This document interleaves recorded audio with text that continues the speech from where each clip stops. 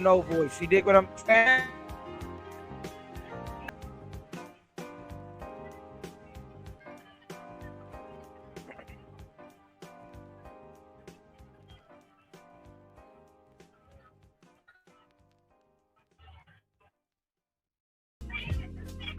Shout out to my bro from the DMV area that runs the channel called Relationships. You know, we was talking about some real shit. The curve when it comes down to a thing, when it comes to, you know, relationships, we're behind the curve when it comes to a lot, you know, and we got to start the conversation, man. We got to go. You know, a lot of people are in this sphere, and they don't have no history on the manosphere. You know, manosphere is comprised and is made up of a bunch of different from all different walks of life. So, you know, whether you're a player, whether you're a MGTOW, you know, but the conversation it shifts. You know, you gotta, you know, really put two and two together these days, man. When it comes to being a modern man, you know,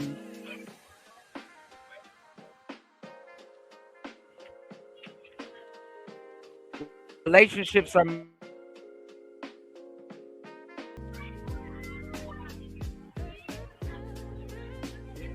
I'm not gonna say it's smooth sailing because you still need to know about women,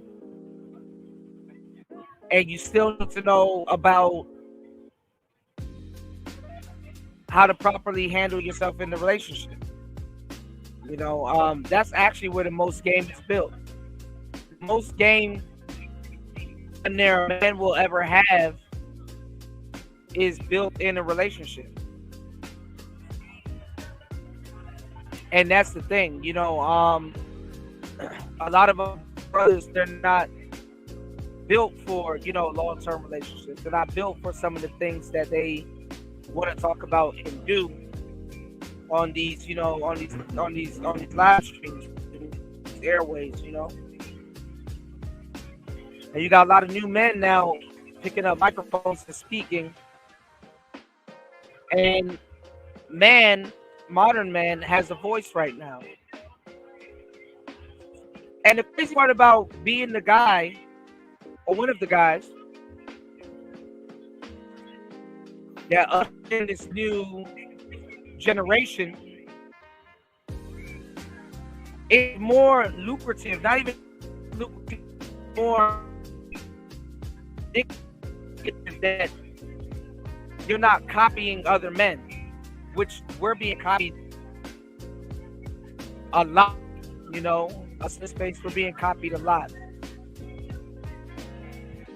You know, we're being copied a lot, and you kind of give up your uniqueness and what you really have to say when you're copying other men. You don't, you know, you have your own perspective and have your own, you know, unique situations to bring to the arena. You know, when you copy another men and you're regurgitating talking points and you don't know what you're talking about, it really takes a toll on the content, and it really takes a toll on the conversation. Conversations that already have been had, you know, just in general, you know what I'm saying? So, one of the biggest things that you can have in a relationship, if you have one, or you want to have one, is problem solving skills. You know, you want to have problem solving skills. You want to be able to be preemptive. One of the best things you can have as a man in your arsenal dealing with women is to be preemptive.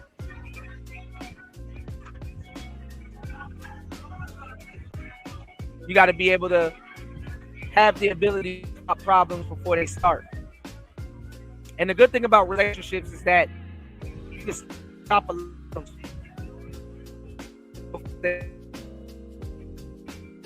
You dig what I'm saying?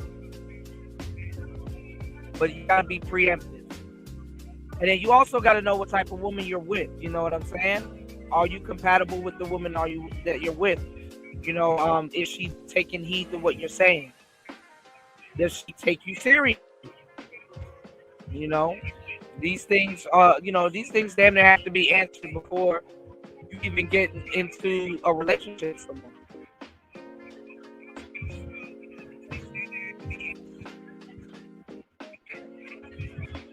And how the world works in today's society is that the modern man and heterosexual men, you at the top of the list. But anyway, let's get to the game on today's show. Give me 1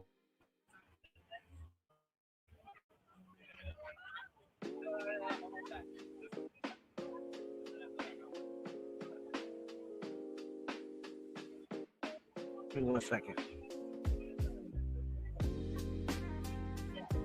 Nothing is working right now.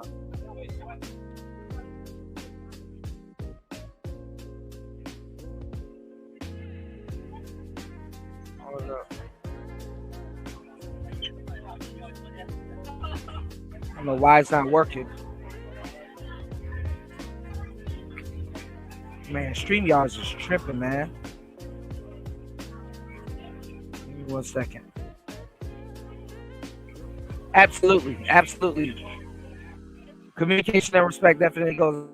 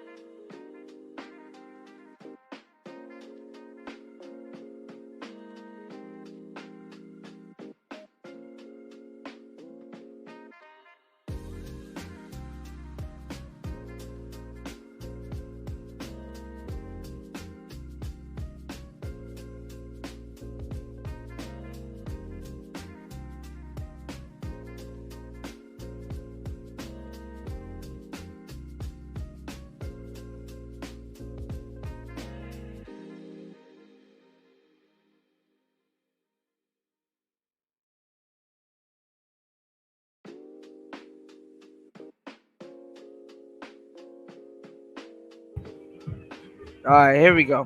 All right, let's get it.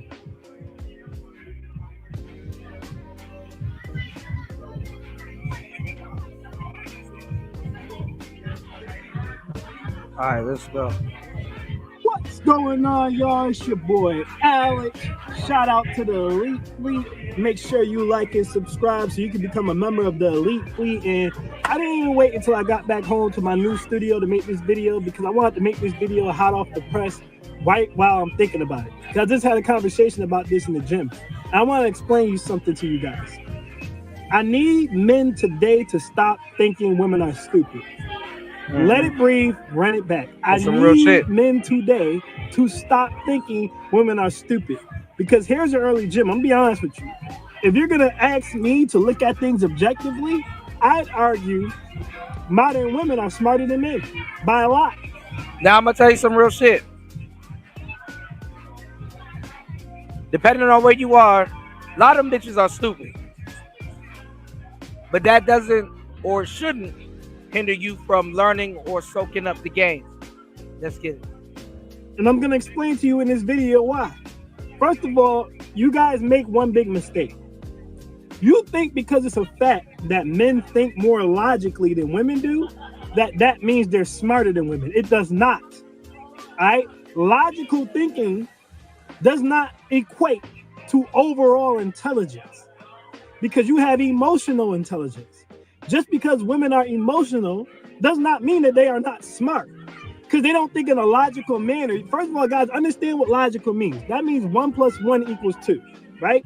What's going on, woman will say 1 + 1 Shout out to Ray Love in the building. If the number 2 hurt her feelings. That's a fact. But here's the problem, and this is why I say women, especially today, are actually smarter than men. If that woman can emotionally manipulate you as a man or society as a whole into believing that the number 2 is a bad person, so now we're all gonna say 1 + 1 = 3. Who's the real idiot here? Because she got what she wanted. Your logic of but 1 + 1 = 2, but 1 + 1 = 2, and she can convince society and the majority of men that it does not, your logic means nothing. Now,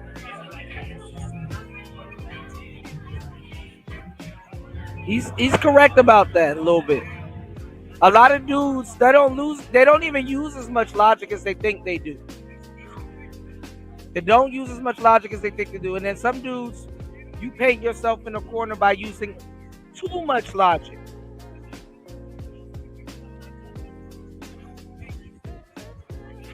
Too much logic is a bad thing. If you don't believe me, go to a YouTube channel called Whole Logic. Look how much logic dudes are applying to try to get with prostitutional type women. All right, let's go. Yes, you're right, but you have no power. You guys got to understand the difference between power dynamics, right? Your lack of ability to be balanced. And this is why I tell men all the time, you need to be balanced. You have to. Women do exaggerate things, but you have to be able to read women and understand a woman that's smart in her world. Their world is a lot different than ours. It's not our itinerary, you know? What's going on, Ms. V?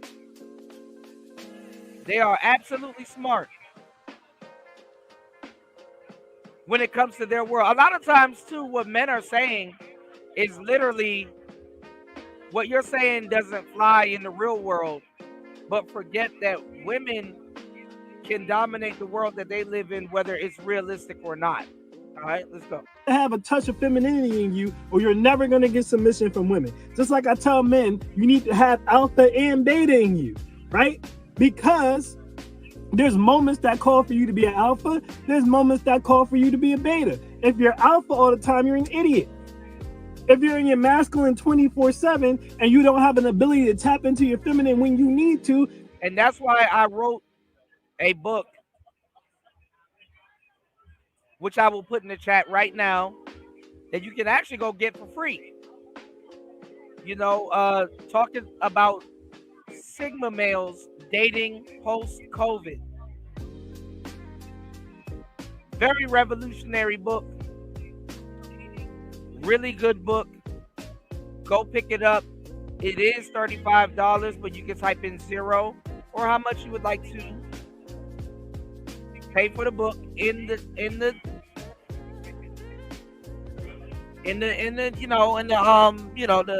purchase section. And let me know your thoughts on the book. The first 15 copies are free. Let's go. You're an idiot.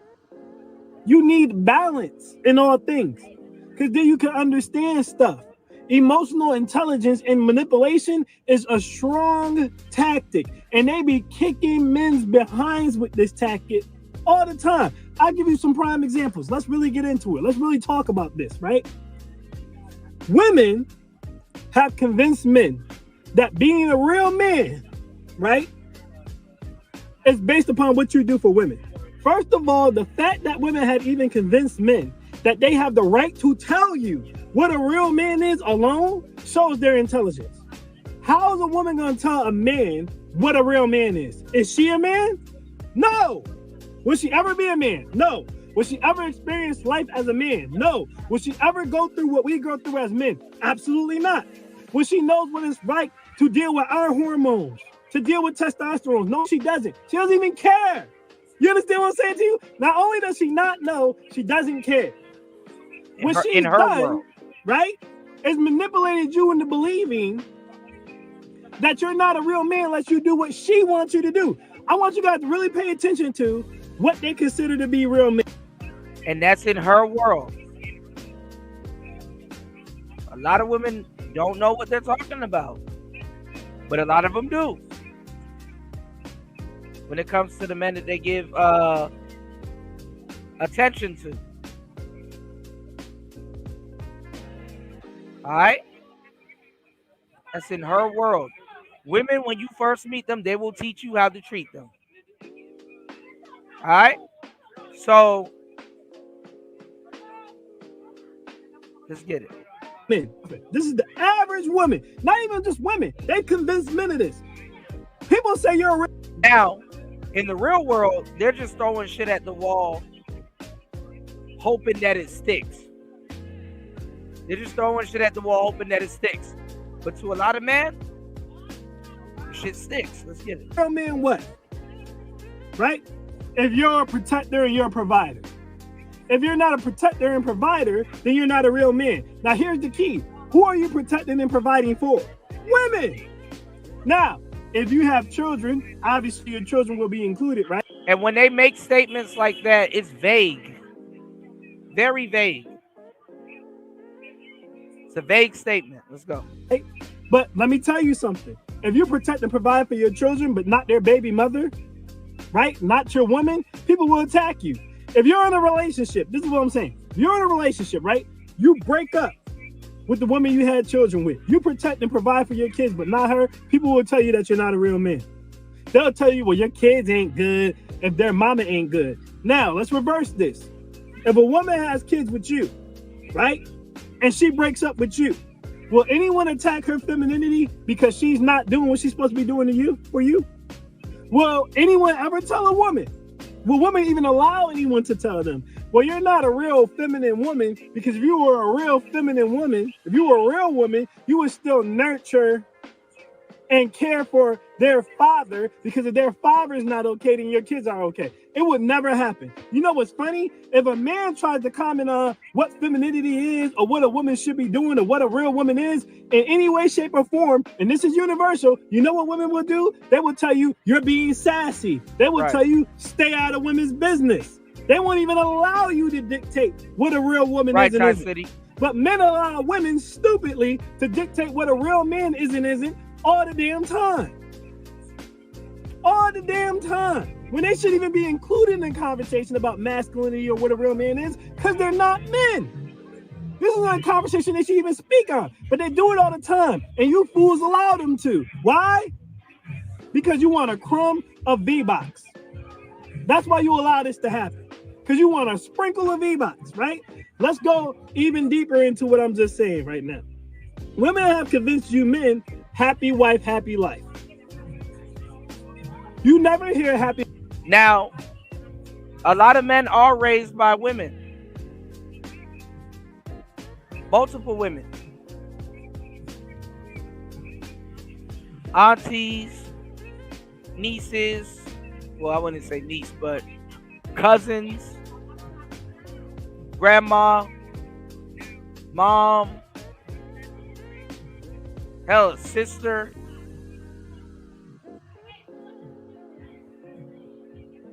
So men grow up to respect, in a lot of cases, and follow the leadership of women. Don't even realize it. And yeah, that is why they soft. That is why they soft. Absolutely. Happy man, happy land. You'll never hear women say anything like that. They don't give a shit about you being happy. But they'll all... What's going on, Antisocial Socialite Podcast? How are you? Good to see you in the building. I'll say to you, happy wife, happy life. If a man is smart, he'll take care of your women. You'll see simps saying all the time, she's the boss. I just do what she says. I just want to make her happy. Double tap the screen, y'all. Imagine getting down on one knee, saying, I want to be with a woman for the rest of I want to be married to you. I want to be with you for the rest of my life. For the rest of my life, I'm going to dedicate myself to protecting and providing for you and making you happy. Right. Just think about that. That would sound stupid, especially if this person's not reciprocating. You understand what I'm saying? But nowadays, if you tell a woman, I expect you to cook, I expect you to clean, I expect you to be nurturing and caring, they're going to call you a chauvinist. They're going to say you're part of the patriarchy. And you men have allowed this to become the norm. But you want to tell me you're smarter than women? When you've allowed this to become the norm, it's normal for a man to go in a relationship and think happy wife, happy life. She's the boss. I got to do what makes her happy. But it is not normal for a woman to go in a relationship and think, I need to cook, I need to clean, I need to be submissive to my man. That's patriarchy. That's chauvinism. But y'all smarter than them? They're manipulating the hell out of y'all. Look, I can go even deeper. I can cook all day on this topic. Women have convinced you guys they don't like sex. Right. Women run around all day. We don't come. We don't orgasm. We don't like sex. We do sex as a favor to men. Like every time I make a video and I talk about sex, you'll see one woman in the comments who will try to imply, but women don't really care about sex. Now let me ask you this. If women don't really care about sex, why is the out of wedlock birth rate so high? Why is the single parent ratio so high? 50% in the Hispanic community, 75% in the Black community, 30% in the white community. Why would this even be an issue if women didn't care about sex? Because if women didn't care about sex, they would only have sex with someone who they're married to out of obligation because they're married. But women are having sex with men who they're not even married to. They're not even in a relationship with. They don't even live with this man. He's not even taking care of them. They don't even live together. So he's not even doing 50-50. He's doing nothing. And they're sleeping with him. Why would they do that if they don't like sex? That's very true. UFO. 30% of women have genital herpes. Not cold sores on the lip. Genital herpes. 30% of women have it. More than men. Women have STDs in general at a higher rate than men. Look it up. It's easier for them to contract STDs. They have more than men will. But they'll be the first ones to bring up STDs when a man starts talking about sex. But what about STDs? Absolutely. Y'all have more STDs than anyone. Absolutely. How are you getting? How do 30% of women have genital herpes if they don't like sex? It doesn't make sense. You'll have dumb women who will comment and say, well, you can get genital herpes from having sex with one person. Okay, but you're not married. Why are you having sex with one person unprotected who's not your husband if you don't like sex? It doesn't add up. There's no way to binge, twist, flip, or bop this, guys. There are more male versions under the age of 27 at this point than there are women. Now, what he's talking about is modern day.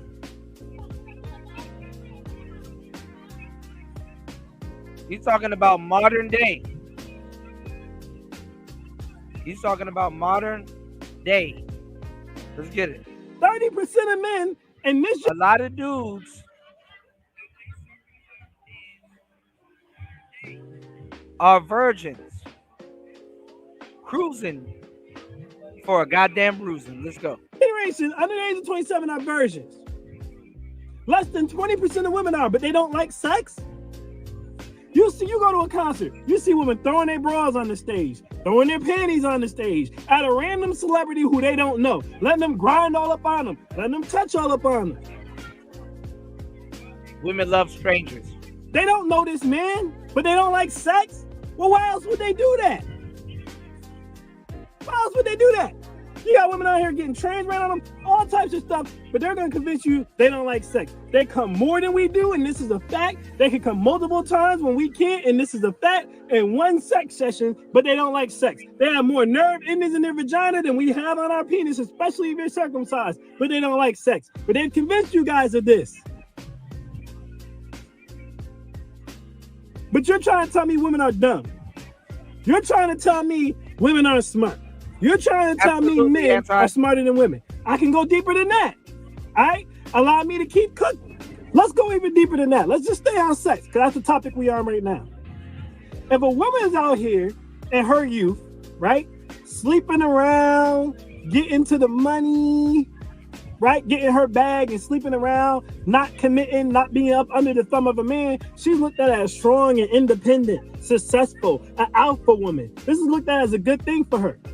See Lori Harvey, see Taylor Swift, right? They done been through more dudes than the goddamn Men's Warehouse, right? But let a man do that. Let a man do that. Hold on. If a man starts sleeping around, again. What is the thing, right? A lot of men are locking themselves, I wouldn't even say purposely, out of the dating market. A lot of men are refusing to date. They're refusing to date. Whether they, watch red pill content or not. The average blue pilled square guy are refusing to date, and they don't know why. And this is what I was telling you, and this is what Alan Roger Curry said about the beta male revolution. What's going on, Gold P? Shouts to Gold Professor in the building. Gold P said, you know what makes me more intelligent than broads? I understand the difference between cunning and smart. I know I'm God. I know I'm the universe. And the universe is I. Absolutely. ARC was spot on. These guys are locking themselves out of the dating market. And this is another resurgence of the wall of silence. It's another resurgence of the wall of silence. Y'all hit the Cash App. This is another resurgence of the wall of silence. So the reason why I was talking about MGTOWs, IDMORs, SYSPM, MRAs, is because now, and it might not even be a gang. You got a whole bunch of new male gangs that's about to start popping up out of nowhere. And a lot of them have. Drizzle. All right, let's get it. All of a sudden, they start bringing up STDs. They start saying he's not a real man. They start saying to him when he's going to settle down. David Banner at 50 years old just now decided to say, right, that he wants to look for a wife. He's done having his fun. Women are shaming him for that. Are they shaming Tracy Ellis Ross? Nope. She 50-something years old, still showing her titties. They don't got no... And a lot of women are femcells, too. But femcells aren't necessarily locked out of the dating market. They're women having sex with men that they won't marry.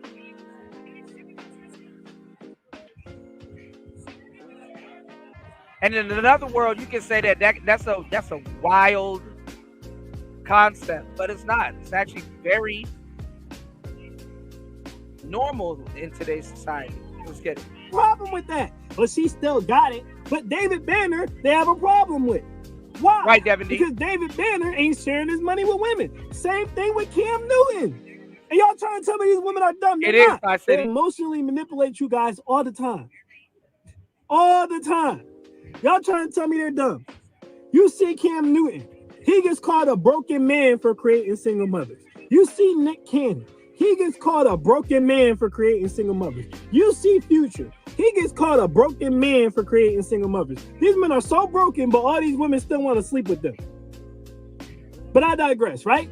Has anyone called Rihanna a broken woman? Nope. Well, she's married. Has anyone pressured Rihanna to get married? Nope. She's the rich one. Well, not married, but she got. They don't pressure rich women to get married. Only rich men. Has anyone called Ebony K. Williams a broken woman? Nope. Has anyone pressured her to get married? Nope. Has anyone called Haley Bailey? And that's crazy too, because they have kids with men that do have money. I don't think Rihanna's thinking about A$AP Rocky getting alimony or anything like that. But then again, you've seen a lot of women, Mary J. Blige, Britney Spears. You've seen a lot of women get a lot of women having to pay alimony to their man. So she might not get married because A$AP Rocky can probably get a check. She is the more wealthy party, right? Let's get it. A broken woman? Nope. Has anyone pressured Haley Bailey to get married? Nope. Come on, man. Wealthy men. So a woman who goes out here, She got some money. she's doing her thing. She's considered strong and independent. She having a hot girl summer. She living her best life. A man out here, he's spanking cheeks. He's making money. He's a dog. He's a player. He's a freak. Got a different girl every day of the week. This is a bad thing for him. It's not a bad thing for Lori Harvey. It's not a bad thing when women do it. A successful woman goes out here, decides she doesn't want to get married because she don't want to split her fortunes. Everybody like, you go, girl, that's smart. A man does it. Everybody want to say he creating broken homes. He's a broken man. And you fools follow behind it. You fools follow behind it. Let me tell you something. I got attacked by women for literally saying a fact, which is that it would be easier to tell women, since they supposedly don't like sex, to stop having babies by men they're not married to, than it would be to tell men to stop sleeping with attractive women who are willing to sleep with them. And women attacked me for it. They called me ignorant. They said I was disgusting. They will attack you for it because women can't even tell women to stop having sex. Billions of dollars get put into Cardi B's, Megan Thee Stallions, Glorilla's, Flo Millies.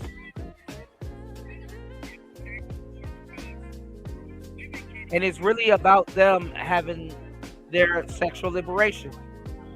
So it's funny how the beta male revolution is coming. Well, is already here.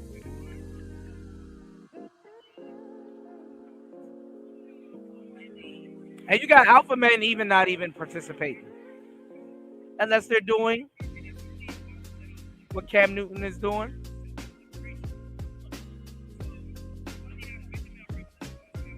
Or what other men are doing. Let's get it. They said, if this is the way black men think, we are doomed. All this because I said stop having babies by dudes you're not married to.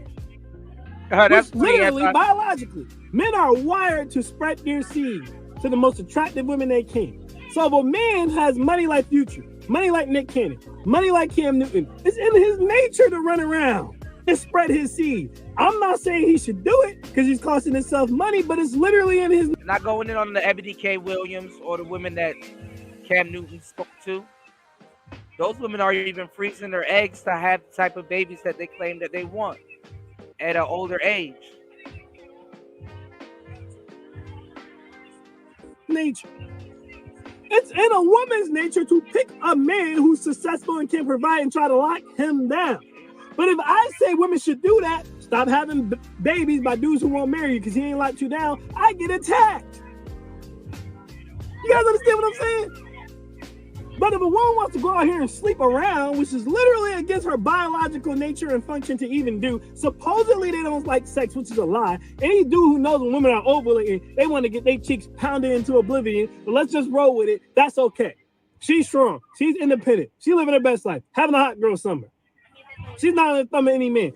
Look at an alpha woman. An alpha woman is considered a good thing. An alpha male, they'll tell you, oh, he's controlling. He got all that money and he think he can control you.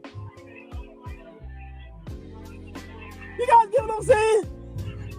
Look, and I just want to look. I can keep going all day with these comparisons of how women really are smarter than men, but I'll end the video with this, right? Because I could go forever. I can do this for 40 damn minutes. right? Look at the red pill and the manosphere. The best gem comes for those who stay to the end. I repeat, the best gems come for those who stay to the end. The red pill and the manosphere blew up off of talking points about how modern women don't cook, they don't clean, and they're not submissive. And you got to be rich. You got to go out here and make 6 figures and do all this stuff for modern women to be that for you. My channel is literal proof of how this is a lie. Why are you bringing it up, Alex? Simple. Because modern women have y'all so damn trained. They have y'all taking full advantage of modern technology. Let's get it. Literally believing they don't cook, they won't clean, they aren't submissive. They don't have to cook in their mind, even if it's for their damn self. Cleaning. A lot of these dudes aren't even dudes that require women to cook or clean. And they don't like sex. Then someone like me creates a channel and you see women cooking for me all the time. It's on the channel. Baking pies, cooking steak, making mac and cheese, making whole damn lobsters. You understand? But women don't take men on dates. Women don't reciprocate. Red pill manosphere talking points. These channels have millions of views, 100,000 something subscribers. But you come on my channel, you see women taking me to concerts, women taking me to NBA games, women taking me to US Open, women booking me hotels where I could watch goddamn Christmas shows outside of the damn window. But you're led to believe modern women don't reciprocate. Modern women don't cook and clean. Modern women aren't submissive. These are all lies. Modern women are no different than previous women. Modern women are just smarter in the sense that they realize most of you dudes don't have access to women. You have no idea how women think and how they work, so they can manipulate you emotionally and mentally into believing whatever they want you to believe and acting accordingly. When women tell you today they don't cook and they don't clean, it ain't nothing but a shit test. That's all it is. It's a shit test. When women today tell you they don't cook and they don't clean and they talk all this crap about online about how they not gonna do this and they won't do that, in the words of my man Lil Wayne, I can't do this and I won't do that. That's a shit test. What they're trying to see is how real of a man are you. They want to make sure you're a real masculine man, you're an elite man before they submit to you. That is a test, because a masculine man won't even accept a woman who won't cook or clean. Said this a million times. A masculine man won't accept a woman who will not follow his lead. Doesn't mean she can't have a say, but if she's not submissive, he won't deal with that. My granddad wouldn't have dealt with that. If my grandma didn't cook and clean and didn't follow his lead and moved from Mississippi to New York, she wouldn't have been his wife. The problem is men today have no balls. Y'all have no balls.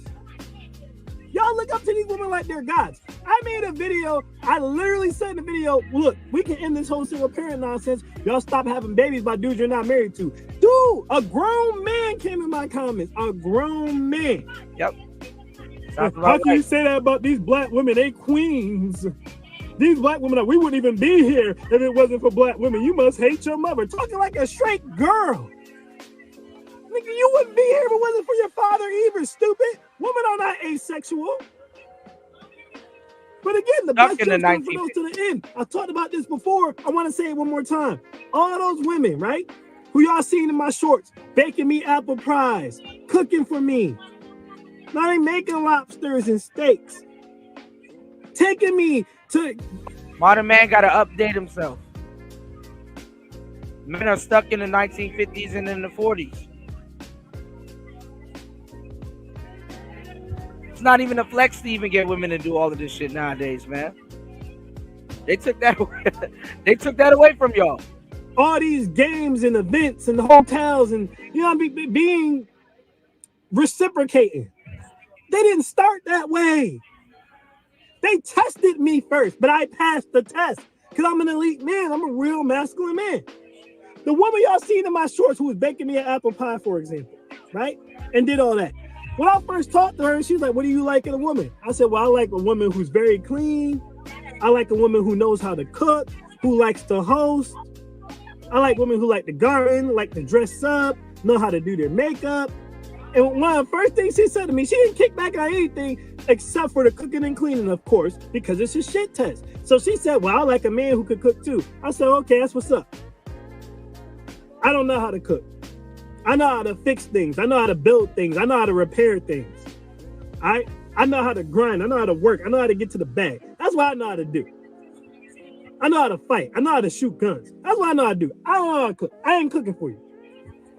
So I don't know. I don't know where it's going to go from there. And you know what happened? She never brought up cooking again. That girl was baking pies, making whole meals. One time she had to cancel on a date. Because she had to cancel on a date because she got COVID at the last minute. And she felt so damn bad, she invited me over, baked the damn cake, cooked the whole meal, and topped me off. Didn't even want to smash, just topped me off. To make up for the fact that she had to cancel a date despite having COVID. But this was the same woman who said to me, well, I like a man who can cook too. I don't want to be cooking all the time. Another woman, right? Taking me to US Opens and stuff. She said to me one time, well, I don't like that, you sitting here talking about you want a woman who's going to do all this extra stuff, but I feel like that's how my dad was with my mom. I didn't like that my dad just expected my mom to cook for him and serve him plates and bring him plates. She shit testing you. Because that's what she's going to do if she really likes you. She just want to see your response to her saying that.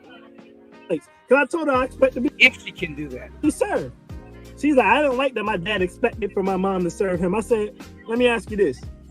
Did your dad take your mom on dates? She said, yeah. I said, was your dad a provider? She said, yes. I said, watch this. Do you expect me to pay when we go on dates? She's like, well, yeah. But I'll take you on dates too. I said, most of the time, is it going to be me? She said, yeah. I said, do you expect me to pay? She said, yes.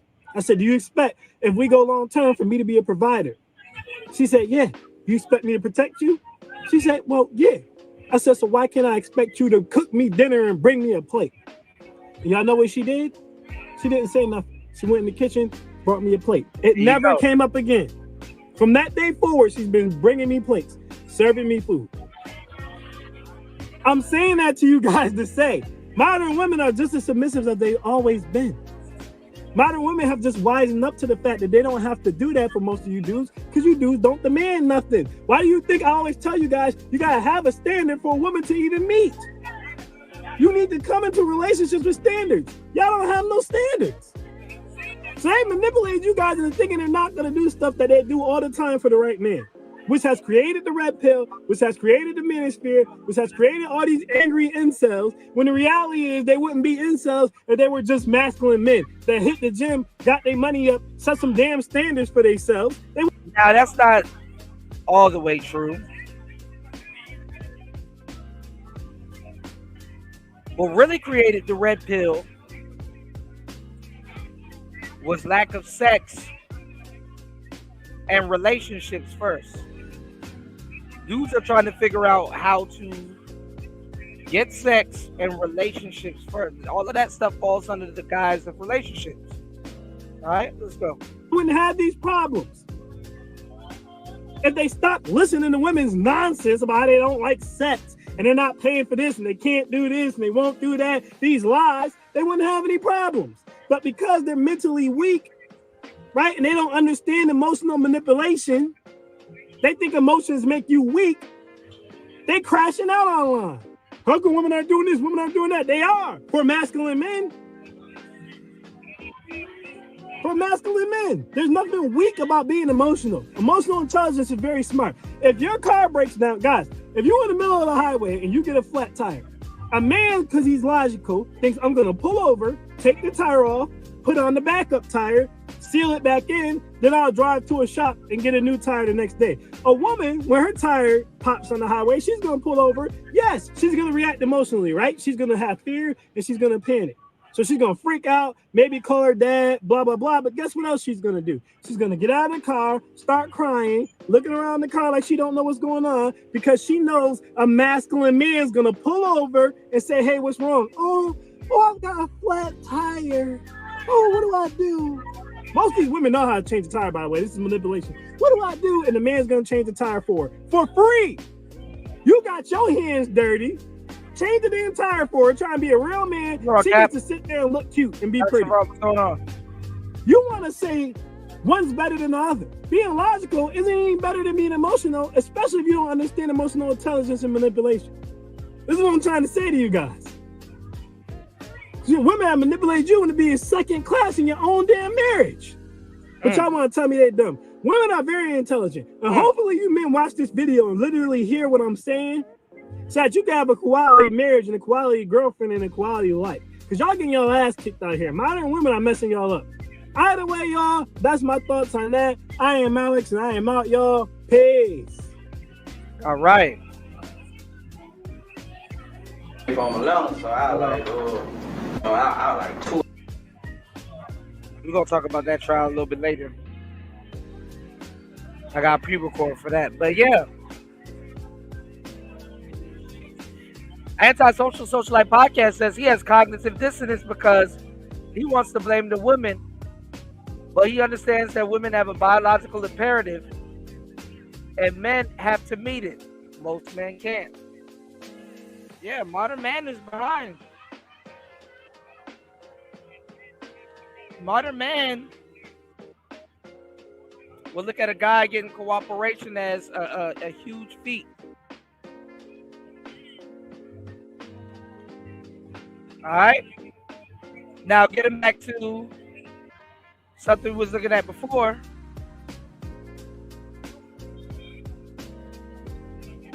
They are cooked.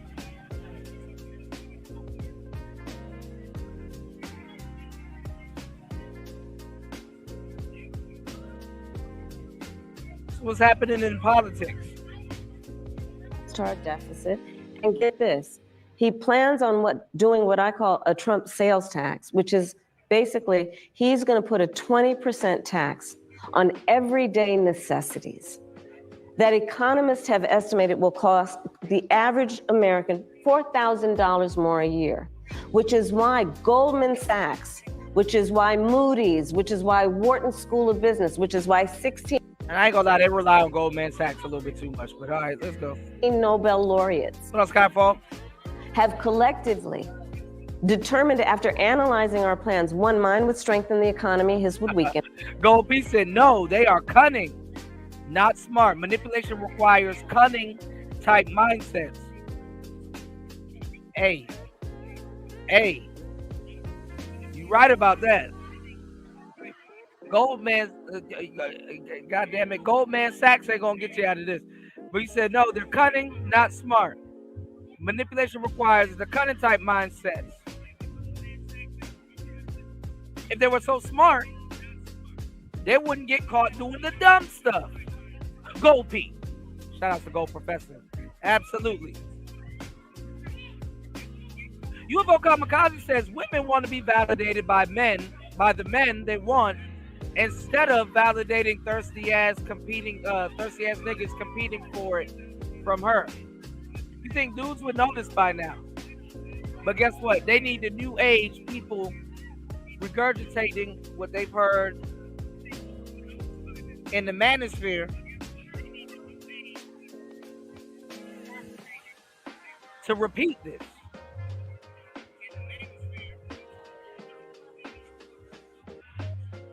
All right, let's get it. UFO and Gold P dropping the game as always. In it. Two, that on his plan, he would actually blow up inflation and invite a recession by the middle of next year. So when you think about the cost of living, my approach is about lifting you up. His would be about actually weakening our economy. And I feel very strongly when an individual, when a small business, when a family, when the middle class is strong, absolutely, America is strong. Amen to that. Amen to that. Thank you, Shelby. Thank you, Rachel and Garrett. So the Harris campaign kicked off the Fighting for Reproductive Freedom bus tour to support the fundamental right for women to make decisions. Women create rules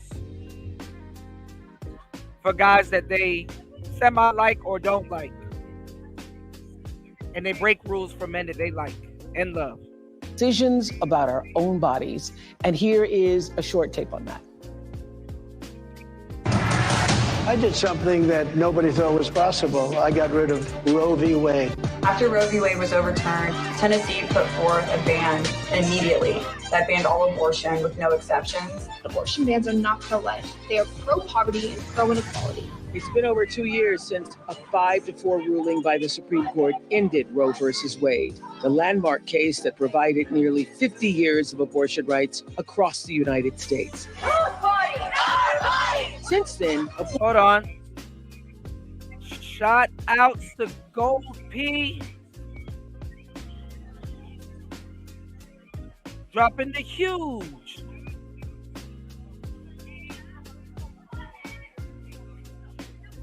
$10 on the Cash App. Thank you for supporting Player Talk Radio. Let's get it. I was fucked up. I mean, I hit rock bottom. I was disgusted then when I did it. I'm disgusted now. More. Wendy? Thanks, Chuck. We're standing here in front of the Olympic Liquor Store in Queens where scores of African Americans have been lined up for hours. We spoke to a few of them earlier. Ladies, may we get a word? Hide the money, y'all. There's poor people around. With your broke ass.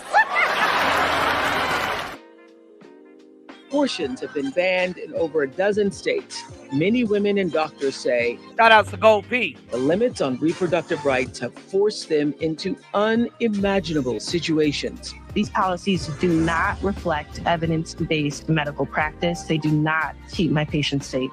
According to the gender equity policy, women who live in states where abortion is banned are up to 3 times more likely to die during pregnancy, during childbirth, or soon after giving birth. I nearly died, all because of Donald Trump's Supreme Court justices overturning Roe v. Wade. So for the millions of you who watched the Democratic National Convention, you will remember Hadley. And that's crazy how the undertone of today's political campaign is still making this a man versus woman thing. And if you don't think that a huge reset is happening right before your eyes, you are slow. The gender war is revamped, but not new or sophisticated, y'all. Shout out to Blue Marvel in the building. What's going on, player? Of all, telling her incredibly powerful story.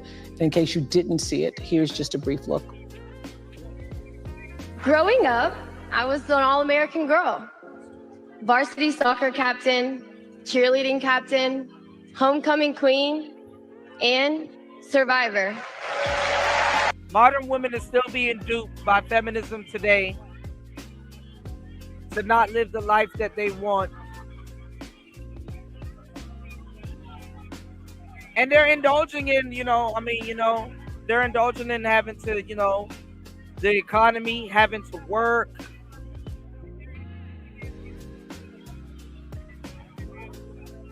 Having to do certain things. Nothing wrong with a woman that's working, by the way.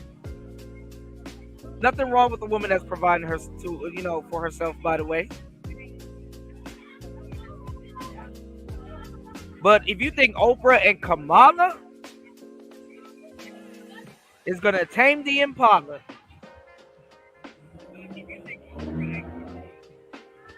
I don't know what to tell you. And the crazy thing is that how they operate and how they move in the world doesn't necessarily suit or fit the majority of women. All right, let's go. I was raped by my stepfather after years of sexual abuse. At age 12, I took my first pregnancy test, and it was positive.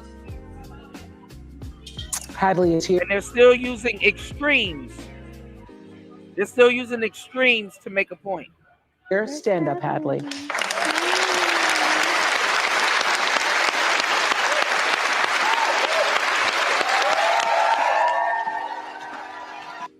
But that's the thing, Ed. The women of today are making decisions for women of tomorrow. And a lot of them aren't even going to be around, depending on how drastically things move. A lot of them aren't even going to be around for the decisions that they make for the women of tomorrow. But women understand that if you blame it on the man, you can do anything you can. Like, we've been under Kamala for a long fucking time. And Biden.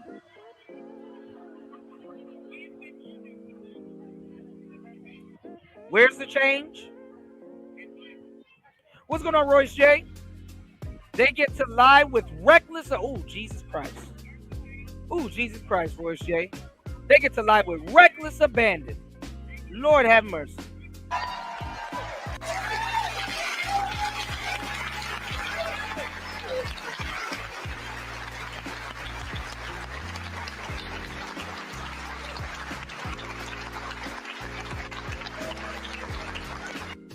And when you think about it, a lot of lies and laws are shit tests. Men. I can tell you, we're all standing up because we are so. You know what Ern said? You know what Ern said in the comment section, y'all? Shout outs to Ern. You know what Ern said in the comment section, y'all? Ern said, "Is this camera on me?" Yes, it's on. That's stupid. Use your common sense. So impressed by your courage to stand up and share your story. Where did that come from, the strength to do this? Because I'm sure you thought long and hard before deciding to go public with your story. When Roe v. Wade was overturned, thanks everybody. I woke up with a harsh reality of my abuse was over, but my story is not. And I just could not fathom. And see, Kamala needs white women to vote for her. Kamala needs white women to vote for her, so this is crazy. I'm thinking about the other Hadleys out there that don't have that choice, that don't have somebody to go to. So being able to find courage and be the light for them, that's really what I do it for.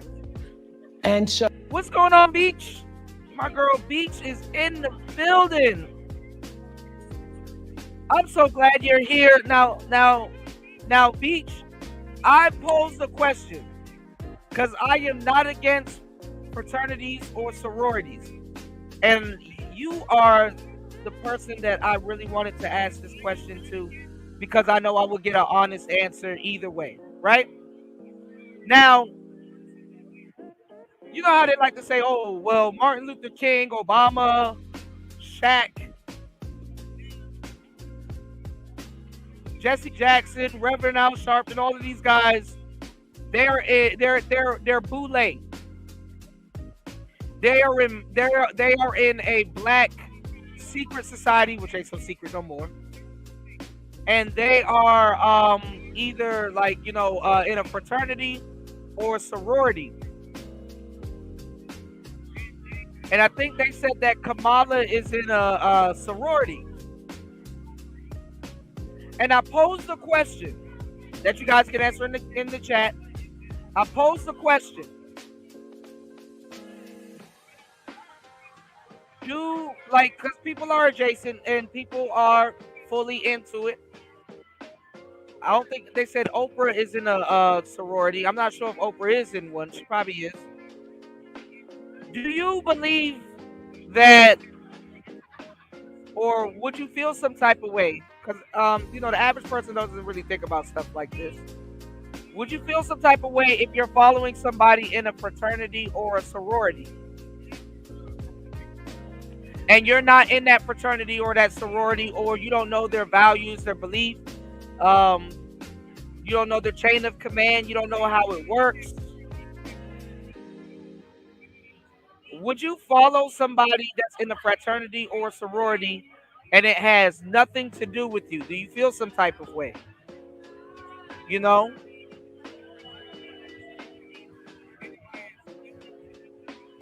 Because a lot of people don't know about them and what they do.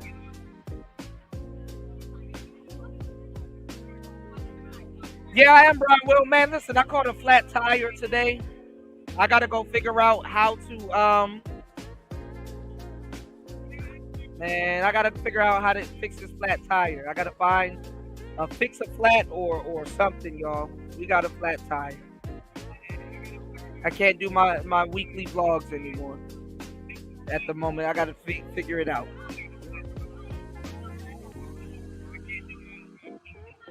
You said yes. Kamala is very active and was actually at the Boulay in July. She pledged at Howard. Okay, so she is in a fraternity. Not a fraternity, a sorority.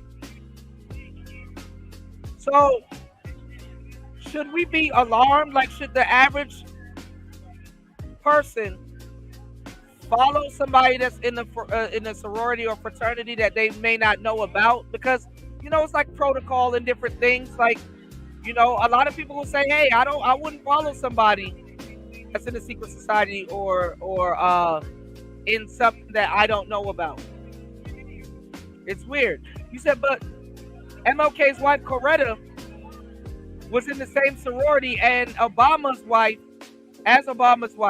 It's always been this way. Very interesting. Let me know if you need the link, because I would love to hear from you, because me personally, I don't mind, but I do take mental note. They're all in societies. Oh, wow. Okay. Wow. So what do you want to say to other people who are voting in this election? And do you think that they will vote for Kamala? Do you think like they stick together like that? Or do you think that they kind of choose their political views? Because it is, what is it? What's the word I'm looking for? It is, what's the word I'm looking for? It is, you know, nobody knows. Nobody knows.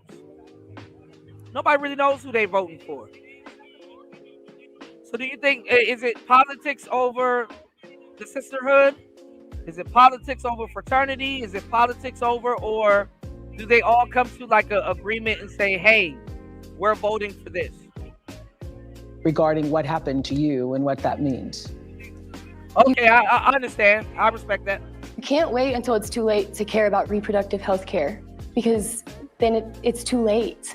And when it affects you, it hits, and you can't deny it. You can't look at someone with a story like mine and say it didn't happen. And there are more people like me out there, and there are gonna be so many more who deserve their options. They deserve their choices. Let's get involved. We have someone who's willing to hear us at a level like never before. We have someone who wants to know what we want in this country. We have someone who wants to lift up our voice, and we need to show out and show up for her just like she's showing out and showing up for us. All right. Is there something you wanted to say to Madam Vice President? Madam Vice President, I just want to say thank you. Thank you for seeing us, for hearing us when the Supreme Court won't. Thank you for fighting and, you know, really showing us that life is not about the hard things that you go through. You don't bow down, even when you're the underdog, especially when you're the underdog. You stand up and you stand tall, and you give me so much hope and so much strength, and thank you. Thank you, Hadley, for coming all this way. I hope you continue to use your voice. I hope you continue that. This week, the case of a young woman who lost her life after the abortion ban took place in Georgia made national headlines. Amber's case came to light through the reporting of journalist Kavitha Sarana with ProPublica. And so listen to her story. 2 years ago, 28-year-old Amber Nicole Thurman, a medical assistant and a rest in peace single mother to a 6-year-old boy, found out she was pregnant. Amber had just secured her own apartment and was thinking about going to nursing school. She made the decision to terminate her pregnancy. A strict abortion ban had recently taken place in her home state of Georgia, which caused Amber to travel to North Carolina for the procedure. Traffic made her miss the appointment, so the clinic gave her medication, what are known as abortion pills. Once back home, Amber experienced profuse... Roy said one issue, voters repealed the 19th female draft, then no female vote. One issue, voters repealed the 19th female draft, and then no female vote. Okay. Interesting. She should have just took. Oh, Jesus Christ! She said she should have just took accountability. Bleeding, vomiting, severe pain. She eventually passed out. Her boyfriend called for an ambulance. At the malpractice Georgia hospital, Amber's condition deteriorated quickly. In a rare occurrence, it was discovered her body had not expelled all the fetal tissue and an infection was spreading. Official Georgia State medical expert analysis of her case says Amber should have received a life-saving D&C, but doctors waited 20 hours before deciding to take her to surgery. Amber's blood pressure had taken a dive. Amber, a baddie. Organs had started failing. In the operating room, her heart stopped. On the way to surgery, Amber's last words to her mother were, "Promise me you'll take care of my son." Now, was it the guy that performed the abortion? You know, well, you know, does the responsibility falls on him or the woman that performed the abortion? Or was it the care that, you know, the care that she was in? You know, she probably, you know, it could have been the doctor. It could have been the doctors after the abortion, or whatever. You know, it could have been. You know, it could have been the medical team after the abortion. Those pills are risky, absolutely. So who takes the blame in this? In you know they're gonna blame it on the doctors that's doing the abortion. Meds do have side effects. We were talking about it on the last show. Absolutely. Amber's mother, Shanette, and older sister, CJ, and then Double tap your screen, y'all. Hit the like button. Support the show. It's Player Talk Radio. Let's get it. Drika are here, and they wanted to be here tonight to speak out for the first time. Ms. Shanette, what do you want us to know about Amber's story? Initially, I did not want the public. Deep said she had poor care. There's aftercare to make sure you pass all the dead fetus, even the miscarriage. Yeah. Like even when people pass away from getting a BBL, if you poorly take care of yourself after the BBL surgery, that shit crazy, man. To know my pain. I wanted to go through in silence, but I realized that it was selfish. I want y'all to know Amber was not a statistic. She was loved by a family, a strong family. And we would have done whatever to get my baby, our baby, the help that she needed. When ProPublica came to my home, I pushed them away. No, but Kavithia, she was persistent. She said, it was something that you needed to know. You have to hear me. Women around the world. It done turned Trump into the boogeyman. People around the world need to know that this was preventable. 2 years later, after speaking with my daughters, because I lost strength, I lost hope, you're looking at a mother that is broken. Mm. The worst pain ever that a mother, that a parent could ever feel. Her father and myself and the family, you're looking at it. Well, we appreciate so deeply. I always wonder why the father is not there. Why the father's not there? Being here. And we're all watching you hear that tape and those words. We know how re-traumatizing. Antisocial Socialite Podcast said, and therein lies the rub. Man can't accept that women don't owe them anything. Men have to want who wants them, not just the women that they lust. Agreed. Ern said this is marketing. It's fucked up, but it is marketing. Those university girls and white women are not giving up abortions. Nope, that's true. The Dems are always using emotional manipulation. Devin D said he probably a conservative. That's funny as hell. The father shouldn't be there. I agree. That is, and the strength it takes for you to be here to tell your story. And we deeply appreciate it. And I have to ask you, as her sisters, how are you coping? And what does knowing that this could have been prevented, how does that sit with you? How do you cope with that on a daily basis? Yeah, that's crazy right there, Beach. I mean, it's heartbreaking. You know, that was my baby sister. I loved my baby sister, you know. I'm beyond hurt, disappointed. I feel guilty. I wish I could have helped her, you know, because she was suffering. Mm-hmm. And we had no idea. We trusted them to take care of her, you know. Mm-hmm. And they just... That's the worst thing to owe the government. Royce says that men don't owe unattached women anything. Women owe the government.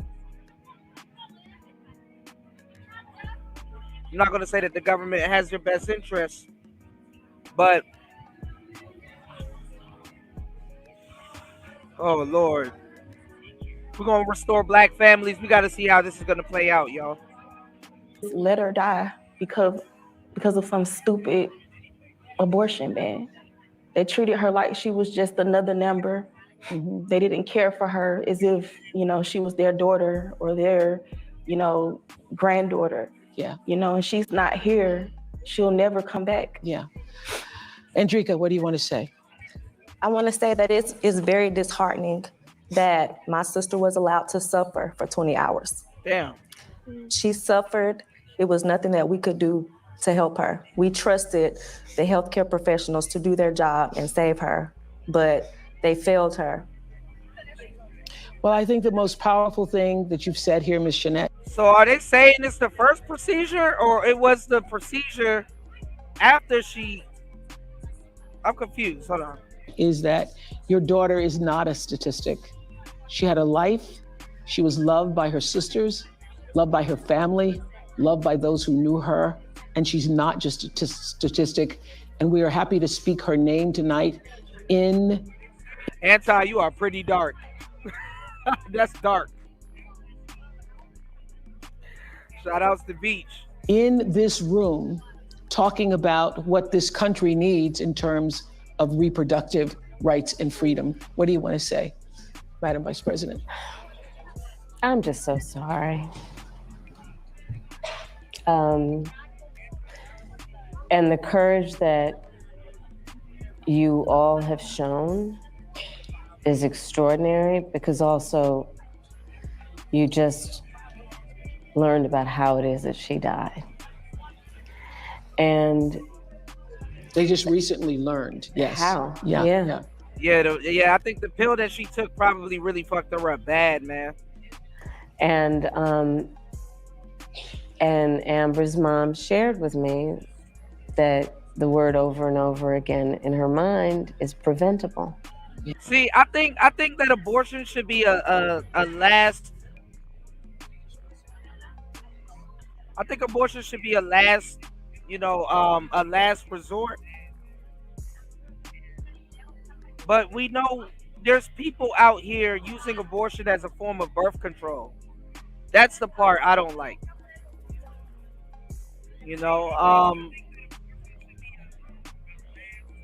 There is more than 30 different methods of birth control.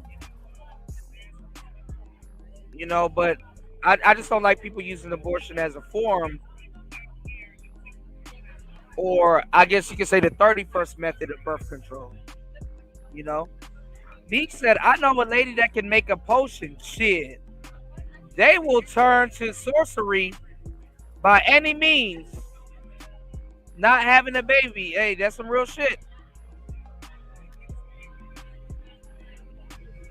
Stand over a goddamn pot of greens and shit. Let that mist hit your coochie. Yeah. Preventable. That word keeps coming Some of y'all ain't burning enough sage. to her.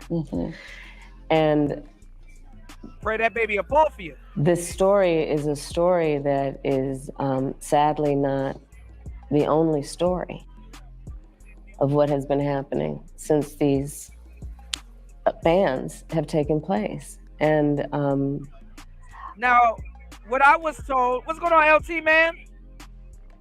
Much love and respect. Yes, sirski. Shout out to LT, man, from Chicago. Listen, if you smoke, or not even smoke, if you eat cookies, edibles, listen, I need y'all to do me a huge favor and hit up LT, man, so you can have the most exotic cookies, the most exotic smoke, and stay away from fentanyl and be very safe and get it delivered right to your doorstep this winter. All right?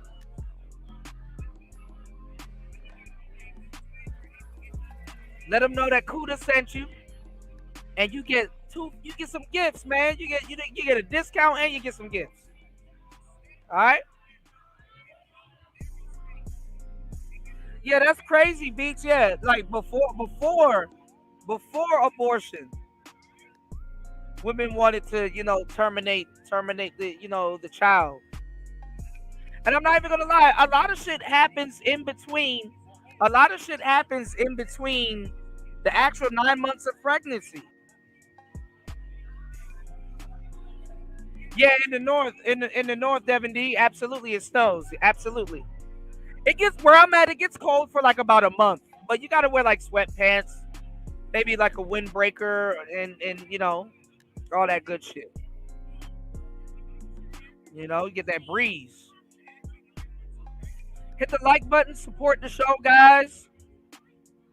Let's get the likes up. It's Player Talk Radio. Thank you guys for definitely dropping endless game in the chat. Make sure you guys go over to hempforfitness.com. That's HEMPFORFITNESS.com. Hemp for Fitness. All right, let's get it. Hit the like button, support the shows, Player Talk Radio. Let's get it. So just to step back in terms of how we got here, the former president chose 3 members of the United States Supreme Court with the intention that they would overdo the protections of Roe v. Wade. And they did as he intended, and in state after state, including yours, these abortion bans have... Roy says most fetuses are deleted because they got conceived in the company's or nightclub parking lot and not by the man the woman is domestically attached to. Yeah, a lot of liaisons and one night stands. Love child. Anti-Socialite said, but it's not common that women want to F who they want and not deal with the consequences. There are a lot of deadbeat mothers that's unaccounted for. There are a lot of deadbeat mothers. Shout outs to Sheila E. Quiet Storm in the building. I came over to your channel. Did you throw anything for your birthday? Happy belated to Sheila E. Oh my God, Andre coming in hot. Pause. He said abort the like button. Double tap the screen, y'all. Double tap the screen. Been passed that criminalize healthcare providers. In a couple of states, prison for life, Oprah. Prison for life in a couple of states for a doctor or a nurse who provides healthcare. And so it seems very apparent. Even when the mother's life is in danger. See, here's the problem with that. Here's the problem with that. Cut her off. So is she on death's door before you actually decide to give her help? That's the problem. No, we gotta throw a party, Sheila. Is that what we're saying? Yeah. That you've got to prove you're on death's door. Like literally a doctor or a nurse has to say, she might die any minute. better give her now care, because otherwise I might go to prison for life in some cases. Think about what we're doing in terms of saying that certain people who are in these state houses, and then starting with the former president of the United States, think they're in a better position than a doctor or a nurse to determine when their patient needs medical care. This literally, and Amber's I know her story hands tired as shit highlights holding the that fact sign that up. among everything that is wrong with these bans and what has happened in terms of the overturning of Roe v. Wade, it's a healthcare crisis. It's a healthcare crisis that affects the patient and the profession. And Ryan said, Kamala's stolen valor. What a ticket. Now y'all didn't show yourself. Which one of y'all niggas, my chat's pretty dark and I'm going to hell. Which one of y'all niggas in the chat said that we don't need a president that sucked a dick before? That was foul but funny as shit. Which one of y'all in the chat said that we don't need a we don't need a president that sucked a dick before?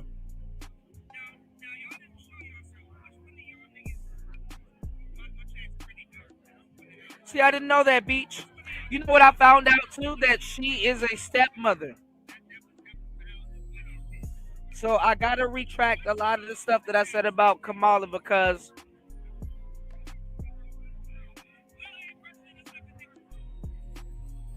gotta retract it, because she might, if she's an active stepmother, she might have a little bit, I'm echoing, she might have the compassion that a lot of people say she doesn't have. Give me 1 second, y'all. going back to Hadley's story, and Hadley, you've been so remarkable in telling your story and being so strong in the way you do it. And both of these stories really, I mean, the courage for it out of pain, for you to tell these stories to help other people is just extraordinary. And Hadley, you've been so remarkable. You know, Oprah, I don't know if you know this, but when I was in high school, I learned that my best friend was being molested by her stepfather. Yes, we heard that story on the DNC. Yeah. Yes. And you had the courage then to go to her and say, you've got to come to our house. And she came to stay with us. I called my Oprah cutting Kamala off. Hold on. mother. She came to stay with us. And the idea that these same legislators who would be saying, criminalize healthcare providers are also saying that after a person's body has been violated, that they have no right to make a decision about what happens to their body next. That's immoral. Yeah.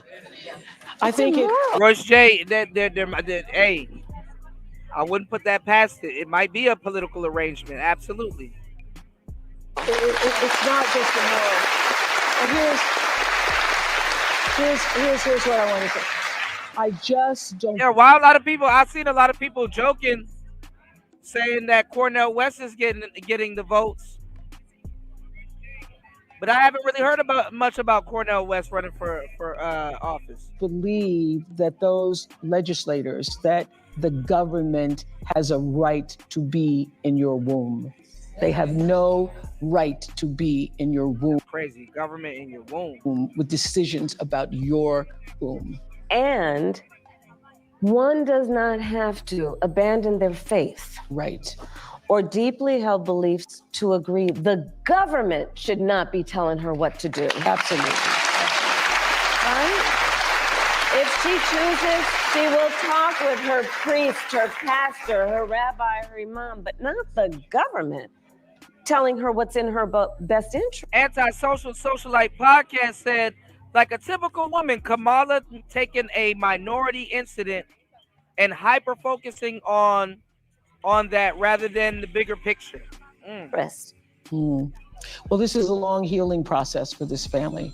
And we thank you, and we hope that by being amongst people who heard you and heard your daughter's story will be meaningful to you in this journey to healing. Thank you so much for being here.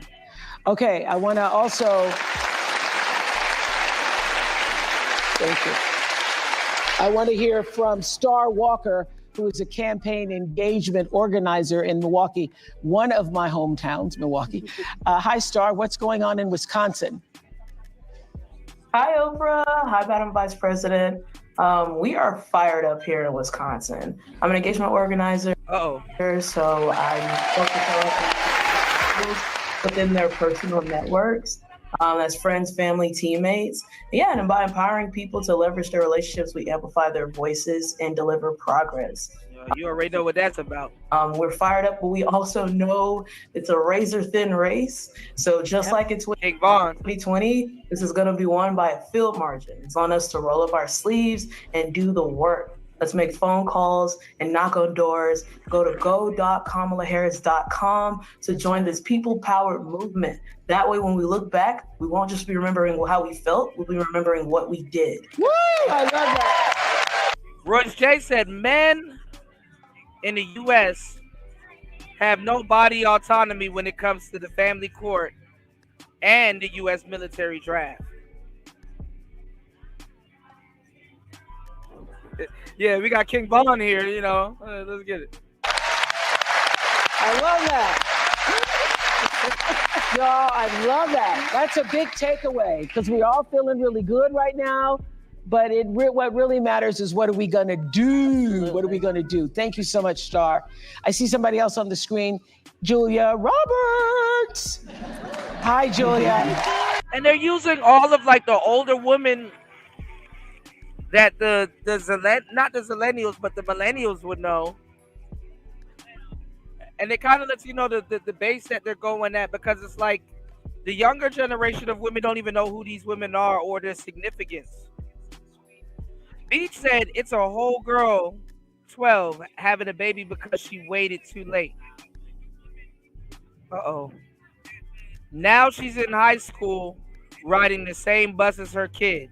I'm just saying. Yeah, like I saw a video, right, of an older lady. Well, it was the grandma. No. It was like the I don't know. I don't know how much generation it was, but it was like, I don't know what's after great grandma, but it was like the greatest grandma, great grandma, grandma, mother, or daughter, kid, and then baby in the Black community. So it's like, God damn. You going to school with your kid? You going to the clubs with your kid? Damn. Hi. I heard you were so. If the slavery breeding politics didn't resurface in the Black community, I don't know what's going on. And y'all hit the poll. Take y'all booty to the poll. Double tap the screen to hit the like button. What is it going to take to restore the Black family? So excited you wanted to be here tonight. Why? Well, first of all, Oprah, thank you for hosting this, because I guess if I started a voting club, it would be conversationalists for Kamala. Yes. Because to talk, to listen, to be heard, to have this back and forth is... That don't even look like Julia Roberts, y'all. And I met Julia Roberts before. So she went from brown hair to blonde. I've met Julia Roberts before. Really, really, really sweet lady. So unique in this campaign too. Beautiful, wonderful. If you would have walked right past me, I wouldn't even know who it was. And I met her before. That's crazy. Kamala Harris, who I've had the good fortune of knowing for many years. And I am a mother of 2 kids. This is their first chance to vote in an election. And I couldn't be more excited for them to have the legacy to say that their first vote they ever cast for president was for you. I have just chills saying that out loud. Are you all going to the polls together? Are you organizing a party? Are the Motors having a poll party? What's happening? I wish we were all going together. In fact, they are in college. So we will be separated on the great day. But, Hell no, Amber. But in spirit, united always for what we believe in and what we, I feel like it's. Brian Will says, hey, man, sorry about this loss of life. I'm perplexed, though. Where's the accountability of equally practicing safe reproductive protections upon the mother? She does not the state, harmed herself. But think about it.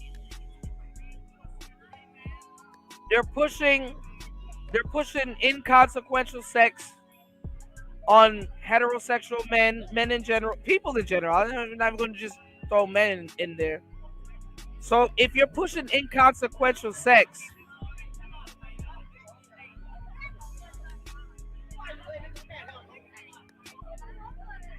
nothing about that spells accountability.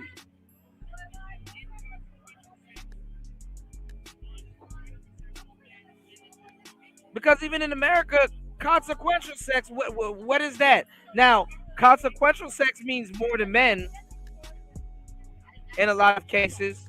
But what they're doing is they're using and they're weaponizing consequential sex as an extreme when it comes to this election, and to get you to go down to the poll, to get you to go down to that poll and vote. It's crazy.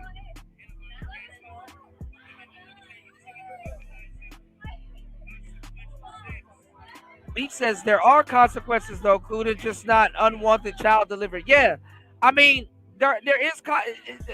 The thing is that sex, either way, is consequential. That's the thing. If you're gonna push inconsequential sex, you still can't even relax having lesbian sex, lesbitarian sex, because of STDs and stuff like. There's always a consequence to sex. Even when it comes to microcamerism, even when it comes to laying down with somebody, there's always going to be a consequence to sex. Always. So it's just interesting that it's getting pushed,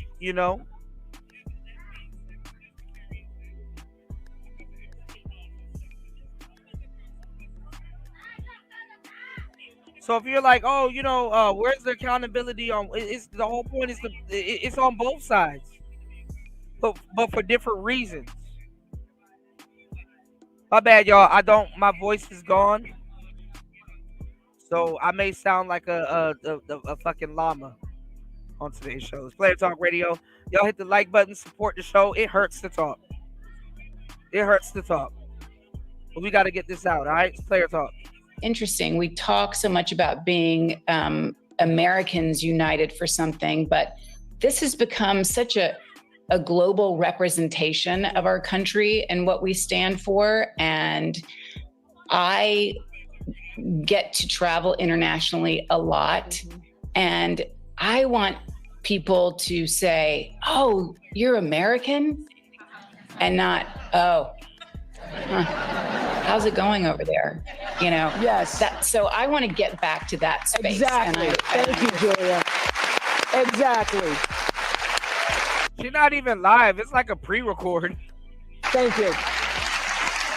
And hey, there's Tracy Ellis Ross coming up there. Tracy, now listen, if anybody. So they're talking to all the women that kind of like, I hate to say it, chose their career. It's like an undertone. A lot of the women is like, I'm pretty sure Julia Roberts has kids. But like they're talking to like J-Lo and Tracy Ellis Ross, and they're talking to the career-driven women. I mean, those women have actually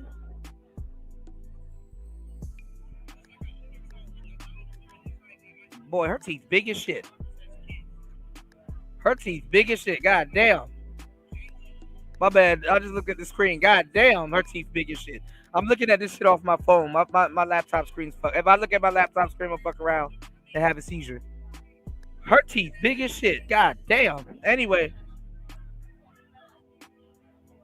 They're choosing, not even choosing. She's talking to like a lot of the women that are career driven. And like I said, if you she's talking to a specific archetype of women. Because if you go to like the women that sits around in the house watching The Price is Right, watching Jeopardy and Who Wants to Be a Millionaire, so those women have already made up in their mind that they're voting for Trump. The daytime television women, they are voting for T. Rump.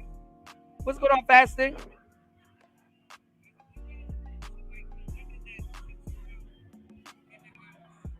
So they're talking to a specific archetype of woman. I guess the progressive, career-driven. Double tap the screen, hit that like button.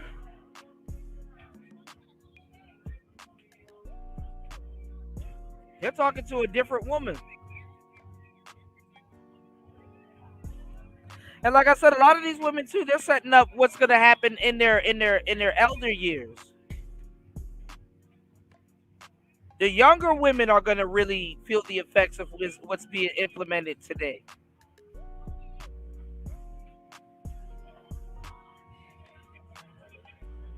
So you got to figure out what type of, as a woman, you got to figure out what type of, what type of world they're setting up for you, man.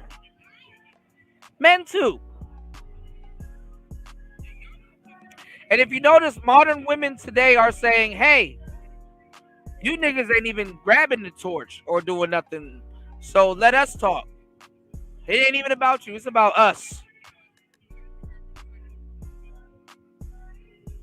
What old boy say on the last video? He was like, these dudes are incels. They're not really applying themselves. There's a lot going on. And millennial women, these people that they're showing, like that Oprah is showing, these are for like Gen X and millennial women. You go talk to a girl nowadays, you don't know who the hell Julia Roberts and Tracy Ellis Ross. I used to love the show Girlfriends. Girlfriends was my shit. It got weird when she started dating Will. But anyway, let's go. We should have a voting party. I think it should be at your house because you have great parties, girl. I just want to say hi. Hopefully not Diddy parties. Hi, hello, Madam Vice President. It's just an honor. I actually have never met you, which is crazy. And hi, Oprah. What was the girl that looked high all the time with the little tattoo on her arm? That was I liked her. Oh, my bad. I like Bohemian women. Let's go.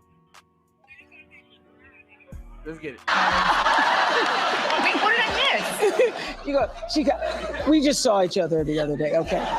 Oh, hi, Tracy. Hi. Hi, Oprah. How you doing? Good. Yeah. This is exciting, though, isn't it? Isn't it exciting? It's exciting. It's exciting because I believe in democracy. I believe in the future of our country, in reproductive freedom, bodily autonomy, women leading. I believe in decency, the idea of leading with joy. Bodily autonomy. Man, Kamala's skinning and grinning. Skinning and grinning. Skinning and grinning. Shout outs to my bro Jay. My bad. Shout outs to my bro JC dropping the huge $5 on the Cash App. Thank you for supporting Player Talk Radio. Make sure you guys hit the like button and support Player Talk Radio. Let's get it. All right, we going. What a money reside. What a money reside. What a money reside. What a money reside. Okay, let me tell y'all something. I'm doing something real big this month. Any deal that y'all got and they beating us, I'm gonna be about $400. Just give me your pen and the paper because I'm asked. What the what? What a money reside. What a money reside. What a money reside. What a money reside. Okay, I told y'all before. Y'all know what I do. I give all these good deals and everything else. Y'all better ask about me because I do all that all the time. And that's on who? Mary Had a Little Lamb. Okay. Okay. Okay. Okay.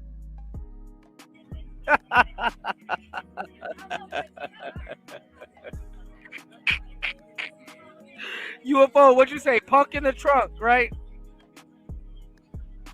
Shouts to everybody supporting the show. Let's keep the support going. It's Player Talk Radio.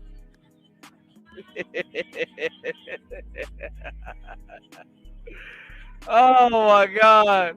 And kindness has Anti got the baby. The Anti got the eggplants and the baby oil in the chat. Let's get it. always been in my DNA, and I'm here both for the seriousness of this election, but the joy with which it is being handled. It is stunning. And then I also really want to remind everybody, it hasn't been mentioned, but voting up and down. Shout out to JC. On the ballot is incredibly your freedom and your daily life are all the way up and down that ballot. People are policies, and we need the right people in all areas, all positions. In the truck. And then I would like to say to you two women, thank you for what you represent, because as a 52-year-old childless woman, I want to say to the people who think that a woman's worth is measured in her baby count. I mean, shout out to all the amazing mothers, but Beach said when men throw that arm up in the air and snap. the childless women have been mothering the world and elevating culture as aunties, godmothers, teachers. Pastor said suaver foot gliding is life with a question mark. Mentors, sisters, and friends, and the list goes on. And you do not need to push out a baby to help push humanity forward. Amen to that. Thank you so much, Tracy Ellis Ross. Thank you so much. She said you do not need to push out a baby to push humanity forward. Woo! So another important issue this election is, of course, our safety. And just 2 weeks ago, our country experienced yet another horrific school shooting. Meryl Streep. Watch this. It's 10:30 a.m. at Robb Elementary in Uvalde. The school is recognizing my 10-year-old daughter, Lexi, for receiving all A's. 30 minutes later, a gunman murders her, 18 classmates and 2 teachers. Man, they are running the boogeyman game crazy as hell.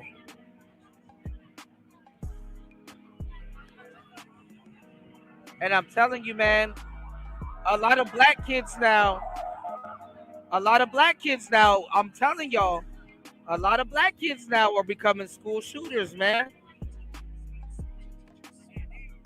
Being dead serious, man. In the last 25 years, there have been 417 school shootings in the United States, and more than 383,000 students have experienced gun violence while at school. More children and adolescents are killed by... That's the whole point. Andre got nothing to do with baby deleting, but it got everything to do with making men the boogeyman. I'm telling you, the gender war is kicking back off. Let's go to our Cushmaster. Guns each year than anything. Hit the subscribe button, y'all. Else nationwide. Just 2 weeks ago, Appalachia High School in Winder, Georgia, became the latest area to face every parent's worst nightmare. Tonight, breaking news as we come on the air, the deadly high school shooting. 2 students and 2 teachers killed. Police and parents racing to the scene outside Atlanta. Oh my goodness. There is a shooting. Yeah, it's the boogeyman campaign. There has to be a boogeyman. Even for black people, we push the boogeyman agenda. You know what I'm saying? Trump is supposed to be the overall boogeyman, but what they're telling you is that there's a lot of boogeyman out there. Trump is the biggest boogeyman, and vote for who's not the boogeyman. Some real shit. Shooting at my granddaughter's school. We had to drag our teacher's body into the classroom. We heard him take his last breath. And a lot of people will listen to this story and they'll be like, oh, well, even the teacher got shot. So even as a woman, if you're going to be a teacher, hey, you better, hey. We live in a country where 383,000 children have been exposed to gun violence. Now just sit with that number for a second. It's a number until it's your child. Yeah, but they're not gonna say none of that. They're not gonna say that. They're not gonna say that fast. This is not normal, y'all. Yep. This is not normal, and this is not right. Other people. I'm not gonna lie. I can't even lie. Most school shootings are male. I've never seen a bitch that shot up the damn school.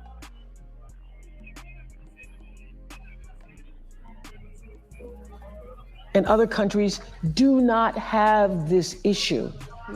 We, Americans, we have to do better. We have to do better. And you don't really hear about school shootings in other countries. We cannot continue to just settle for our thoughts and prayers. Lives are being destroyed. 15-year-old Natalie Griffith and her parents, Doug and Marilda, are here. And Natalie, we are so sorry to know that you too have been added to that number because you were in algebra class when you were shot twice. Tyrone. By a 14-year-old fellow student. We're so glad that you lived to tell your story.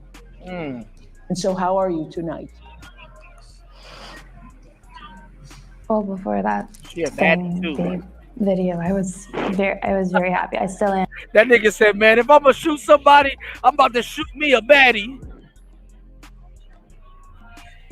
I'm very happy to be here and to tell my story and what happened, because it was a terrible thing. And it should not have. I ain't gonna lie, shoot a bad bitch. That shit crazy. What's it called? Where were you shot? Where were you I was physically shot? Right here on She calls the shooting like shit.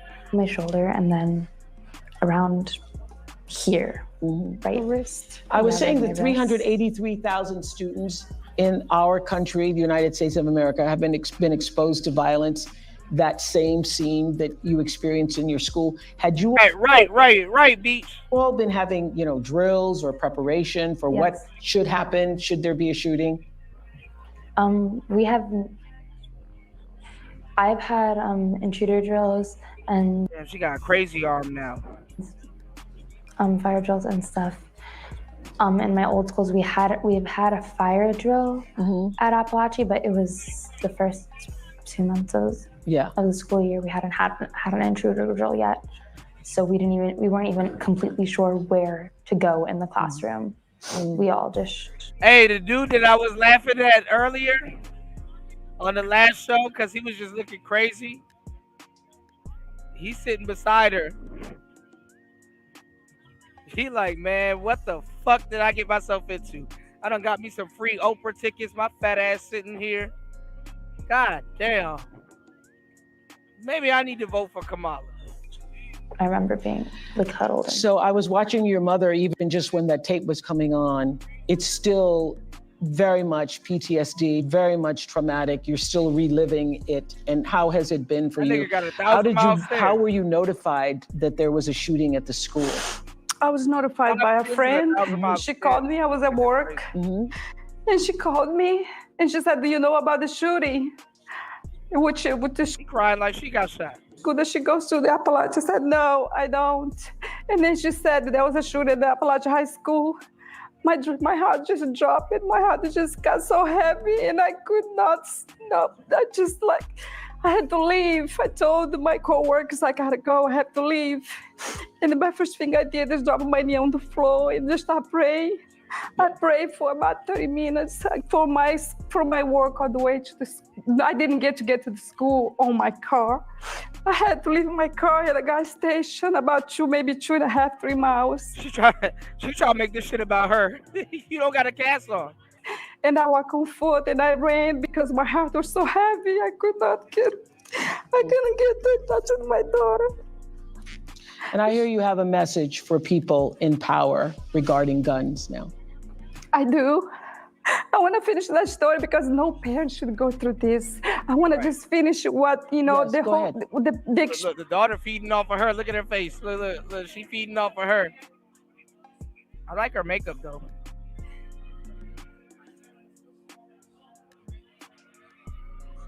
But yeah, I mean, you got a lot of people now that you got a lot of kids now that's just mad for no fucking reason, shooting shit up, all this artillery and stuff like that. Kamala says she's not gonna get rid of the guns, but hey, experience, you do not know what feels until it's you. Yes. You know, all those numbers that you show on the TV, you know, a lot of people, they're here mothers. You know, what are we doing about this?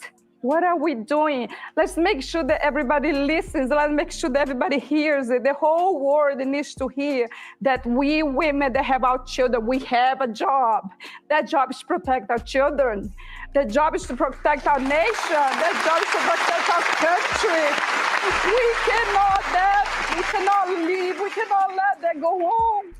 We have to stop it. You know, I was asking earlier, where are those people? All the shooting, where are they? They needed to make a noise. I'm ready to make a noise about this, and I'm ready to stop it. Because no one knows what feels when you can't find your child, when you call her and you call her just not answering.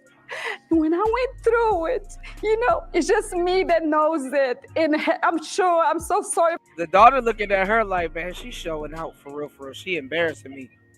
Wait till I get this cast off.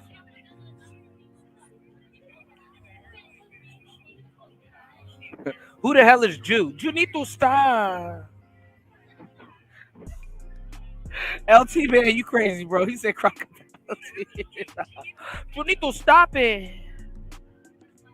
Junito, stop. For those that lost the child actually died, I can actually hug my child. My child is here, and I gave all this praise to the Lord. Our Father in heaven saved my child. You know, but the other two mothers, they lost their kids, and the other teachers that died. You know, those people are suffering like I'm suffering. I'm very sorry for them. I'm very sorry that they lost their loved ones. And you have a message for the people in power. Yes, the people in power. Let's make it a change. The people in power is Kamala. Kamala's in power.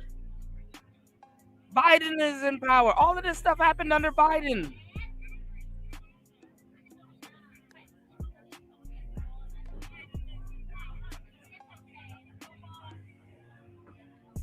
Oh my God. All right. Change. Let's make happen. Let's make, you know, let's just not hear about this. Who wants to just hear about this? We gotta change it. We gotta make it happen. No, I don't know. I don't think she need Valium. I don't think she need Valium, B. That Valium put that ass to sleep. All right. And Doug, I hear you're not a registered Democrat. Make sure if you're new here, hit the subscribe button. I will give you all the fucking entertainment you need. Rest me. All right, let's go. But you now say it doesn't matter what side of the aisle Mr. G? You're on when it comes to this issue. What change do you want to see now that it has affected your family? You know, common sense. You know, I think the first step would just. Oh shit! They got him talking now. He got a voice. He got a voice, y'all. He got a voice, y'all. He said, use your common sense. Is this camera on me? Yes, it's on. That's stupid. Use your common sense.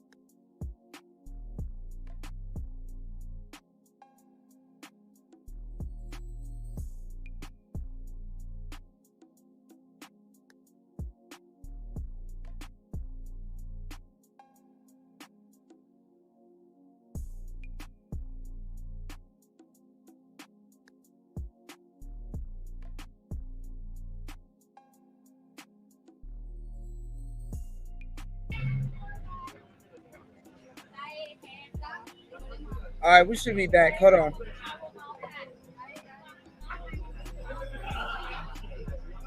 My shit done design.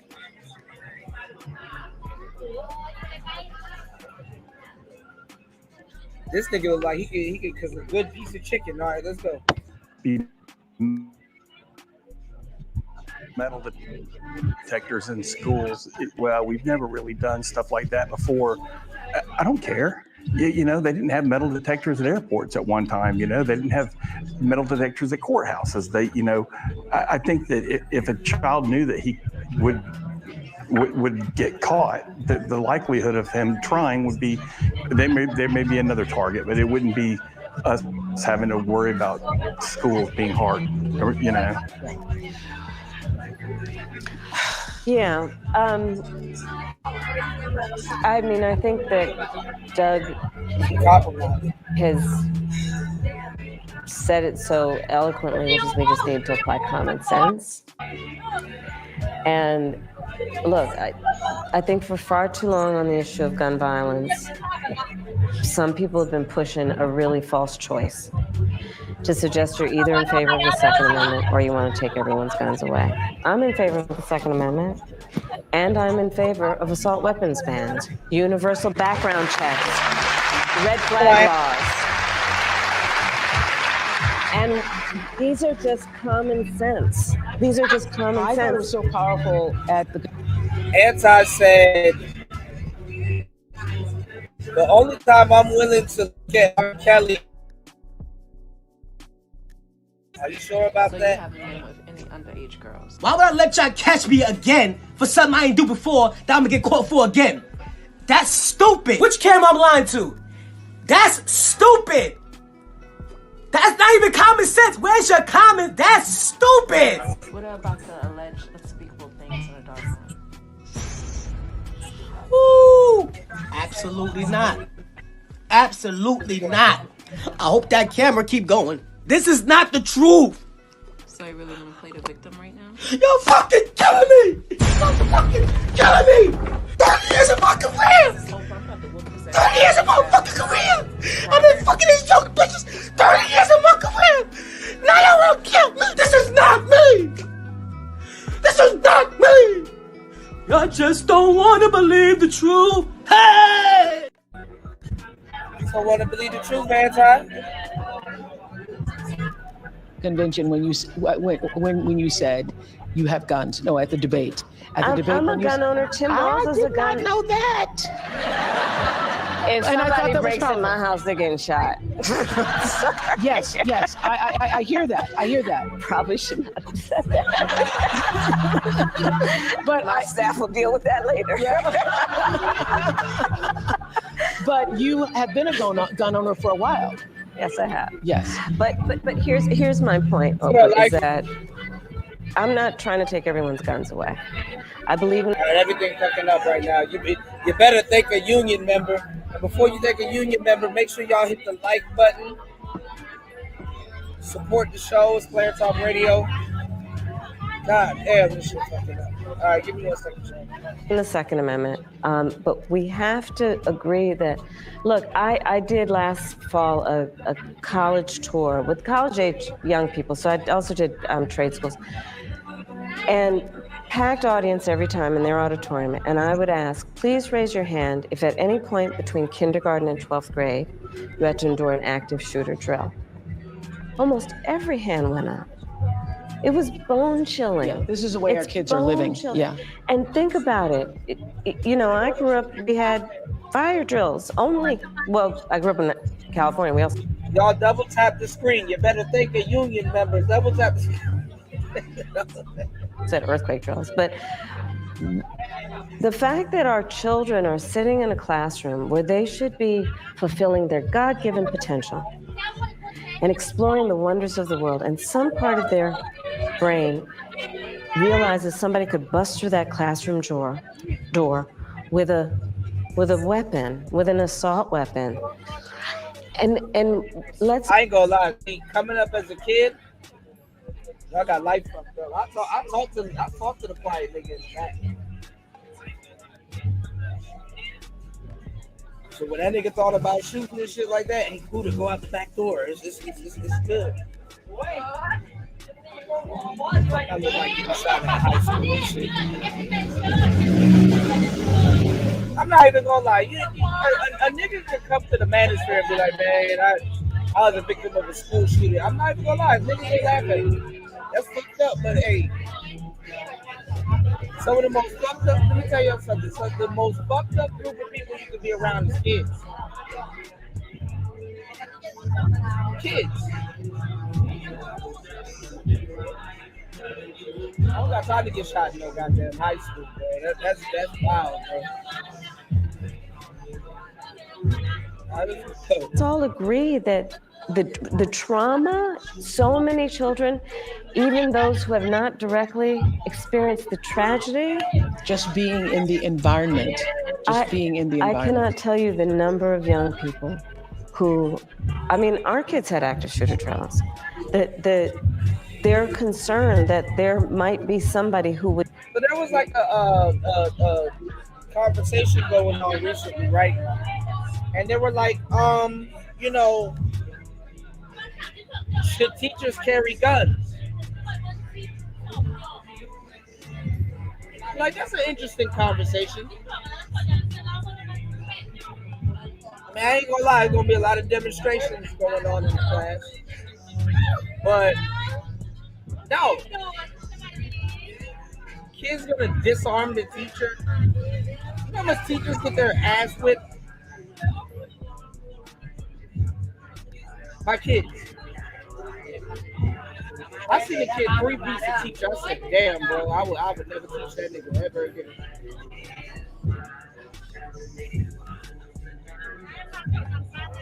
Imagine getting hit with a rubric uppercut by a kid.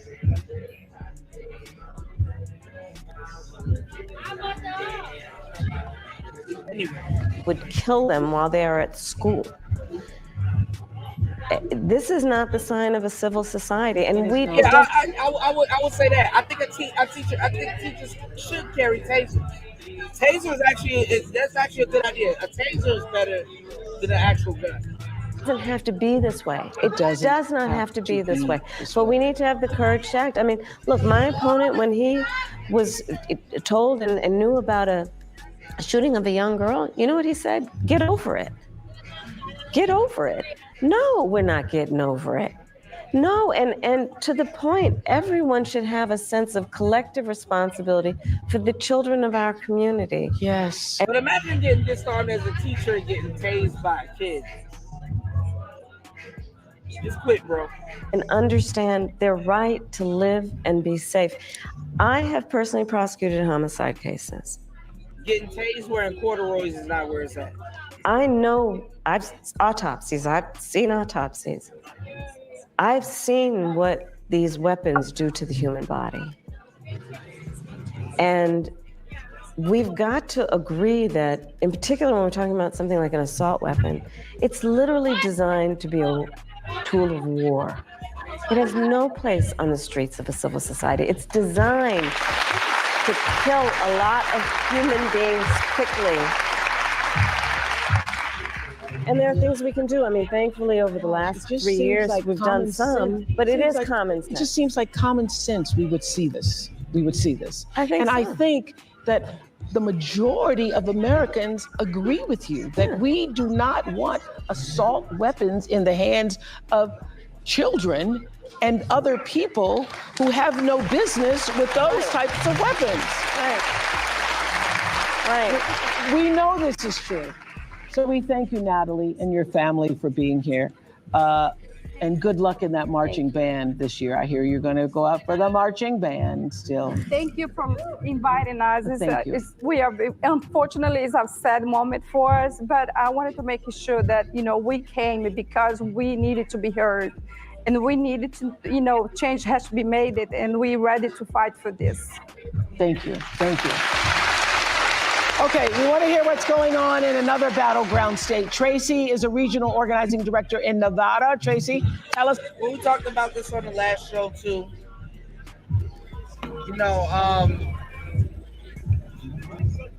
Yeah, like the AR-15s and there's a lot of fucking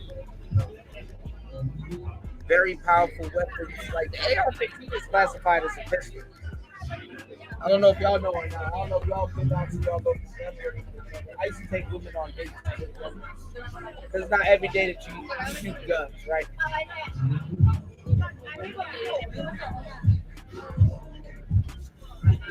He said, "I've seen what bullets can do to the human body." Men know this very well.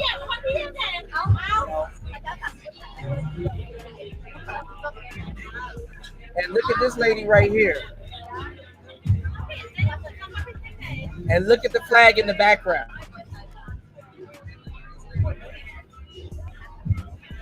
Y'all see that flag in the background?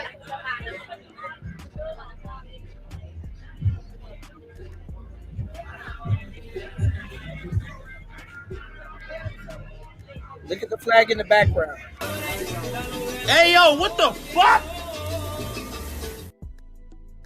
That's how things are going for you. Hi. Hi, everybody. I'm Tracy Lee, a regional organizing director in Nevada. I am the Silver State this year because there's so much on the line. From healthcare to lowering costs, these issues impact all of us. My team and I have been building relationships with voters across this state because here in Nevada, we know that enthusiasm alone does not win campaigns, organizing does. So all of you watching tonight can become organizers, whether you talk to your sister, a roommate, or a grandparent about why you're so excited to vote for Vice President Harris. You are organizing and energizing other supporters. So please go to go.kamalaharris.com to find ways to help and enjoy the rest of tonight's event. And let's get to work. Let's get to work. Let's do something.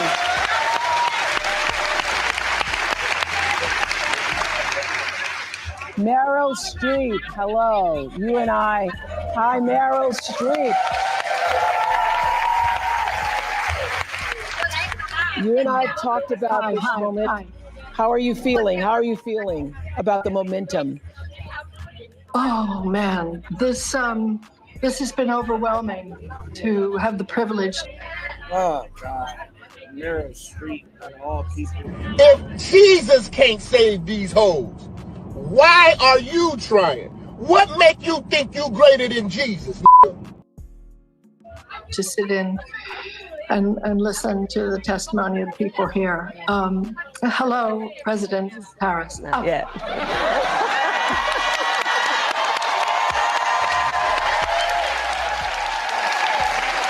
47 days. 47 days, yes. From my mouth to God's ear. And hello, Oprah.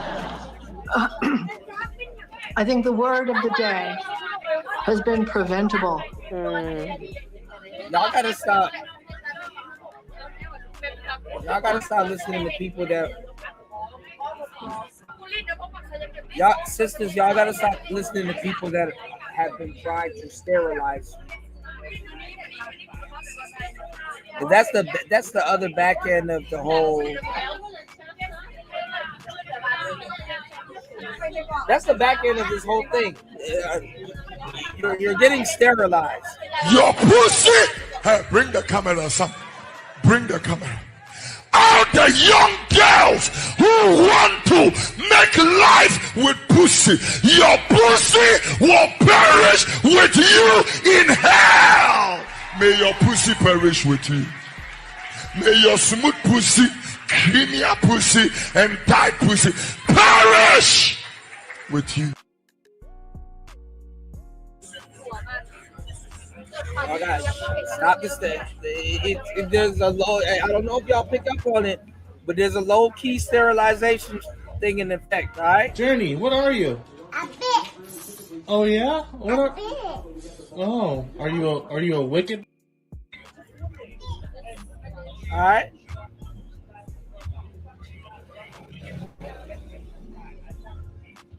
It's a low key sterilization going on also, even with it. All right. Be very careful. Y'all hit the like button, support the show. Let's get it. If Jesus can't save these hoes, why are you trying? What make you think you greater than Jesus, nigga? If Jesus can't save these hoes, why are you trying? Why are you trying, nigga? If Jesus can't save these hoes, why are you trying? Why are you trying? What make you think you greater than Jesus, nigga? What make you think you greater than Jesus? What make you think you greater than Jesus, nigga? What make you think you greater than Jesus? What make you think you greater than Jesus? Swing the remix God! Can't save these hoes. Can't save these hoes. Can't save these hoes, nigga. Can't save these hoes. Can't save these hoes. Can't save these hoes. Shit. Can't save these hoes. Can't save these hoes. Can't save these hoes. Can't save these hoes. Can't save these hoes. Can't save these hoes. Can't save these hoes, nigga. If Jesus can't save these hoes, why are you trying? Why are you trying? If Jesus can't save these hoes, why are you trying? Why are you trying? What make you think you greater than Jesus, nigga? What make you think Makes you think you're greater than Jesus, man? Let's go.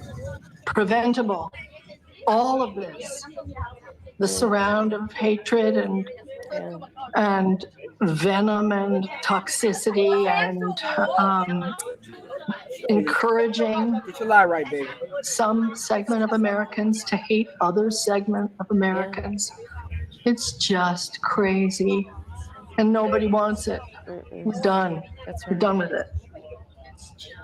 I wanted to ask you, I can't believe I have this opportunity. I probably never will again. If I have a little Debbie Downer moment, because actually, I think you're going to win. I'm sure you're going to win. Yeah.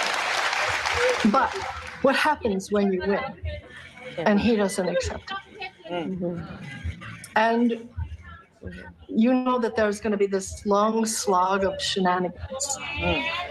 And I'm wondering how we get to that moment, how we preserve certification on January 6th. Because if it doesn't happen, it'll be maybe thrown back to the legislatures of the states.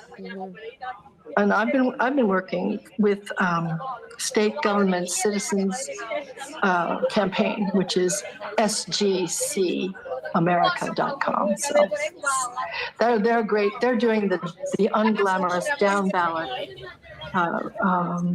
work of promoting those candidates, because I'm worried about it, and I wonder if we're ready for January 7th, 8th, 9th, and what happens? She's confusing me. What happens? So we will be ready, but just taking a step back, and thank you, Marilyn, for the gift that you give. You do your talent. I like how Kamala is acting like she's not the vice president, and can't do stuff she's talking about. Your creativity. She probably can't, because Biden is gonna be like, nah. Thank you for being here. One of the things that I have realized in the course of our campaign is that more Americans than we may realize. You know, at some point, women are gonna complain about the government controlling their pussy too. Pay attention. You know, at some point, women are gonna complain about the government controlling their pussy too. Who voted for Trump before have decided January 6th was just a bridge too far. When we reflect and think about what January 6th was, where the President of the United States, sitting in the Oval Office, incited a mob, a violent mob, to attack the United States Capitol, such that 140 law enforcement officers were injured, some were killed. To try and upend a free and fair election where the American people voted, that was a bridge too far for a lot of people. And we have sadly now seen how far he could go. And I think there is absolutely no tolerance whatsoever for the vast majority of Americans for that. And they've seen the lies. They understand, for example, almost every court case, I think every court case where he's challenged an election, he lost. I said on the debate stage, look, because he's having a very difficult time, obviously, processing the fact that 81 million people fired him, right? But, so there is that it really was a bridge too far for so many people that they are not willing to repeat. But the other piece of it is the lawyers are working. It's very important that we all speak to our friends and our neighbors about misinformation and help them now see how it occurs, where it is occurring. It is important that we stand up for the integrity of poll workers and people who are working on election day. And that we also, and this is critically important, that we ask people to be alert about mis and disinformation, and we ask them, do not be afraid to vote. Because I think there is also something quite insidious about these attacks. Kamala looking at y'all like, you got to have vision.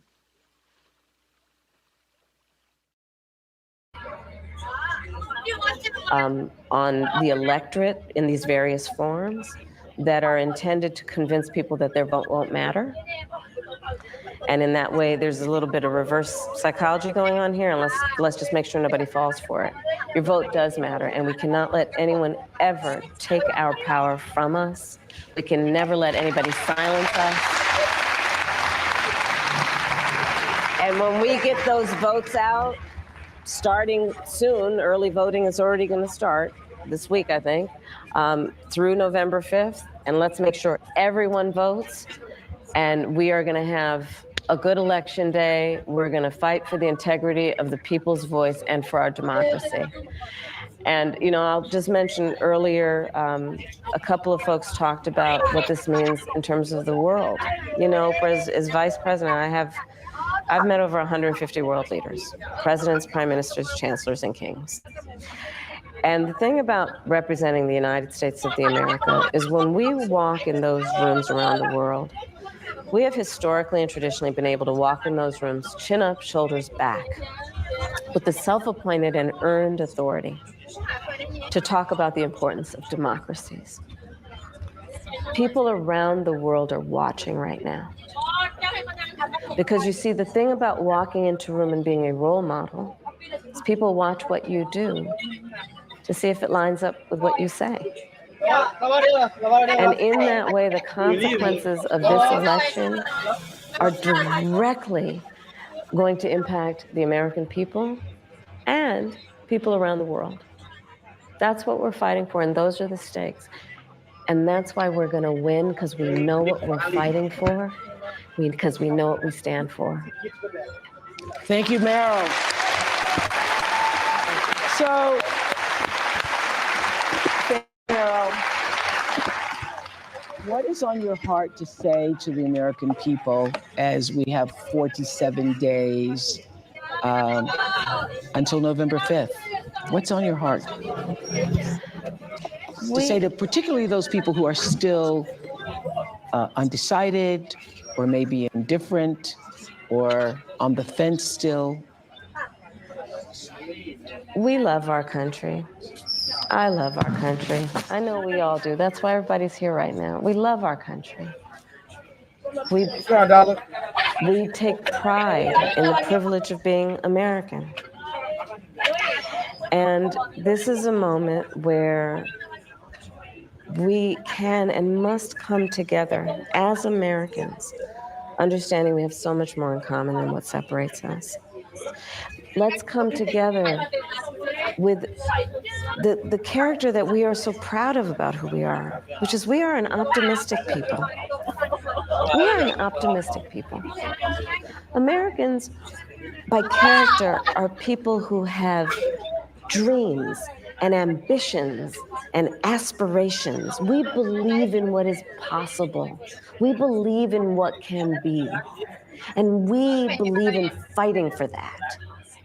That's how we came into being.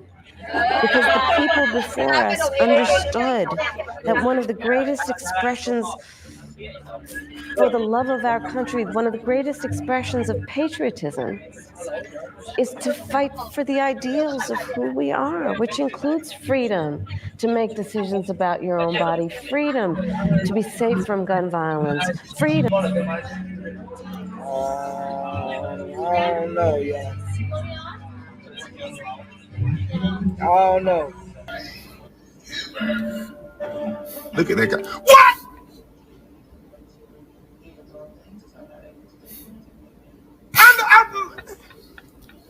I know fucking well one of them plates belong to them children.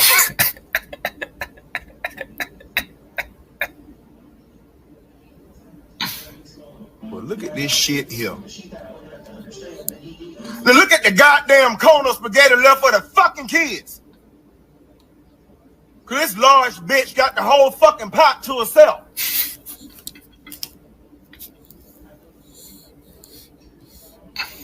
I hope one of them goddamn noodles go down the wrong pipe and choke the damn hell out of her.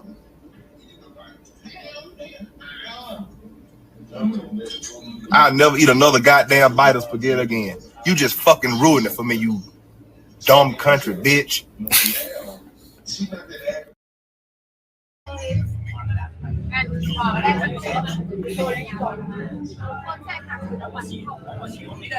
Shout out to everybody in the building. What's going on, E. Nicole? It's the American way, y'all. Freedom to have access to the ballot box, freedom to be who you are and just be, to love who you love openly and with pride, freedom to just be. And that's who we are. We believe in all that. And so What? So what do a nigga like me do who hate gang members? It's my dream to put a nigga in jail. Some niggas wake up and on Friday nights they going to the club to knock a nigga out. They pride theyself in whooping niggas. It's some niggas wake up on Saturday, get dressed, they plan on fucking plenty hoes that night. I want to put niggas in jail. I want to put the gangster niggas in jail. this is a moment where we stand knowing what we are fighting for. We're not fighting against. It's what we're fighting for. Thank you. Thank you. Madam Vice President. Thank you. And I want to say, thank you, Madam Vice President.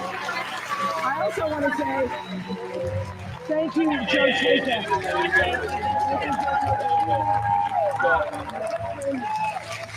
who started the gatherings on Zoom and all of the grassroots. Now, each of you listening tonight, you become your own grassroots organization to go forward and do something, coming together for the largest Zoom call we've all ever had. Thank you so much.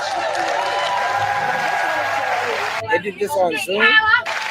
I just want to say, for all of you watching who are still on the fence, you're in the middle, you're independent as I am, or whether you're just still independent as I am, don't know what you're going to do. This is the moment for all decent people, all caring people who want the best for yourself and you want the best for other people. This is the moment for people who are tired of all of the bickering and all of the name calling. Bro, Kamala's in office right now. What are y'all talking about? Calling people who are exhausted by the craziness and the made-up stories and the conspiracies. This is the moment. You want to get on with your life because you know that we can do better and that we deserve better. You know this. I know you know this. I know you feel this. I know this is what you're saying amongst yourselves. It's in all the conversations that we're having, that you're having. And we're better than this. We're better. We're better. And we want to create a world where our children will be safe in school again. And as my friend and mentor Maya Angelou always said, when you know better, you got to do better. Thank you. So let's do better. Vote for Kamala Harris. Thank you to all of our special guests. Thank you for sharing your stories, for being here, Ms. Shanat. Vice President Harris, we thank you. We hope you keep fighting for us and the country we deserve to have. Thank you so much. Thank you. Man, I'm telling you, Oprah used to be the woman that people would look to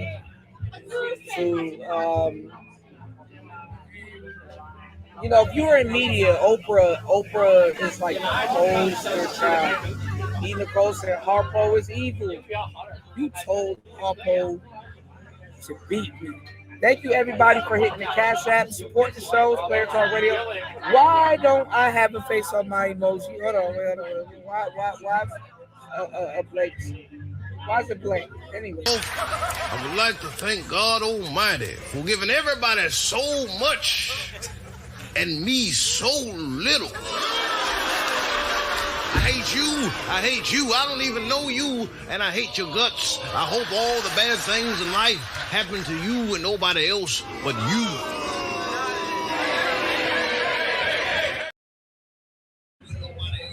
Why the hell my shit don't got no goddamn... Anyway, we'll figure it out. Paul says the funny thing about these people receive money from the corporations that steal from the working class and the poor, so they don't address the real issue. And this is what y'all have to deal with dating in 2024. Look at what the hell is going on? What the hell is going on?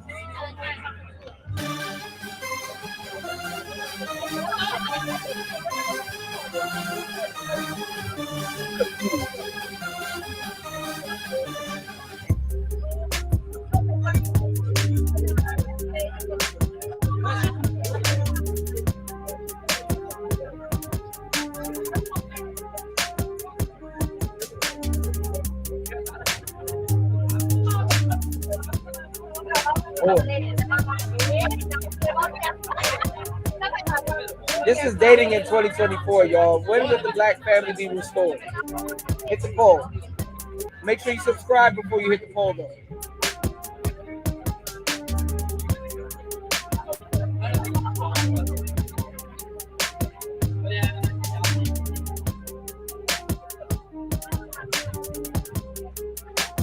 Guys.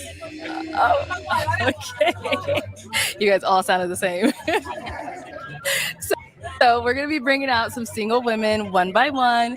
When she comes around this corner, if she's your type, you know, outfit. I'm not gonna lie, ladies. I know what y'all talking about. Hair, makeup, everything looks good and you're feeling it. Do not pop your balloon.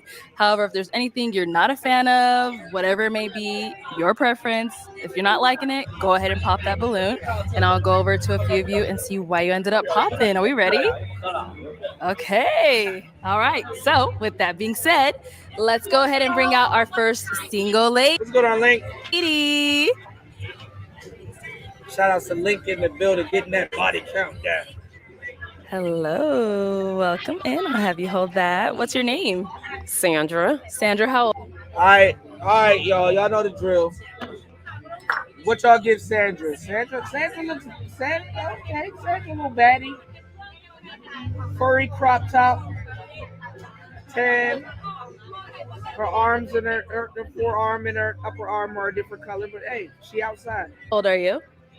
39. I had to think about that. Sorry. No. Actually, I'm 38. I'll be 39 in November. I'm so sorry. Oh, she in her late 30s. It's okay. The nerves. Look good. Yes. All right. And now, Sandra, what do you do? I am a phlebotomist. I recently. So I'll give Sandra. I know a lot of y'all don't understand the scale of 1 to 30. So let's do 1 out of 10. I give Sandra Cool 6'9". Adjustable 6. Got into a lead position, but I've been doing phlebotomy for 11 years. And I don't mean to say but I've been doing phlebotomy for 11 years, but I also travel as an independent contractor as well. Very nice. Okay. Now, what are some things you like to do for fun? For fun, I like to do, you can hear it in my voice. I'm so sorry. So for fun, I like to do anything that takes me out of my comfort zone. Okay. So recently I tried kayaking on my own. Man, these girls be lying like a mother. Kayaking? So that was different for me. So like anything that take me out of my comfort zone. Okay, very cool. Now, what are some things you look for in a man? Some things that I do look for in a man is a man that's going to prioritize me in the relationship, a man that's going to allow me to rest in my femininity. Oh my God, here we go. A man that doesn't. Oh no. Excuse me. Oh, I'm speaking. No balloon pops. Speaking of everything that I do want. So yeah, a man that prioritizes me in the relationship, a man that allows me to rest in my femininity, a guy that's just going to shower me with gifts and love and all right, we got a balloon pop. Just everything great. Okay, nice. Now, what are some deal breakers? Some deal breakers are, I would have to say, a guy that does not prioritize me, a guy that has a wandering eye, and what else? I mean, that's good enough. Yeah. Okay. All right. So we did get a couple of pops. Let's go on over there, see why they ended up popping. Okay. All right. Let's start right here with your name and age. Hubert, and I'm 37. And Hubert, what do you do? I'm in software sales. Yep. And why did you end up popping your balloon? Well, one, I have a child. My son is my first priority. So when someone says they want me to prioritize them, that's a red flag for me. But also, gifts isn't my love language to give. Like I don't believe in showering people with gifts. I feel like that's earned. And if you're my partner, and I feel, motivated to do so, I will do so. But like if that's what you coming in, like I want to be showered with gifts, wrong guy. Yep. Got it. Now, is he someone that's your type? He could be.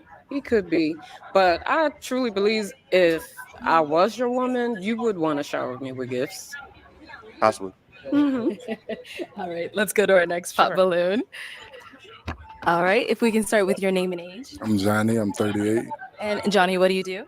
I am a traffic controlman. I'm an artist, I'm a photographer. I do a whole lot of stuff. Cool. And so why did you end up popping your balloon? I mean, like, I know my priorities. I mean, my priorities is my kids. I'm a single father, so I gotta, you feel me? Okay. You feel me? Yeah, for the kids. Yes. All righty. But have you ever heard the saying, if you take care of yourself first, then you could take care of everyone else? So you wouldn't prioritize yourself first, then your woman? See, that's the thing too. What she's doing is negotiating why she should be a priority to a stranger. See, a lot of women don't know how to attract men.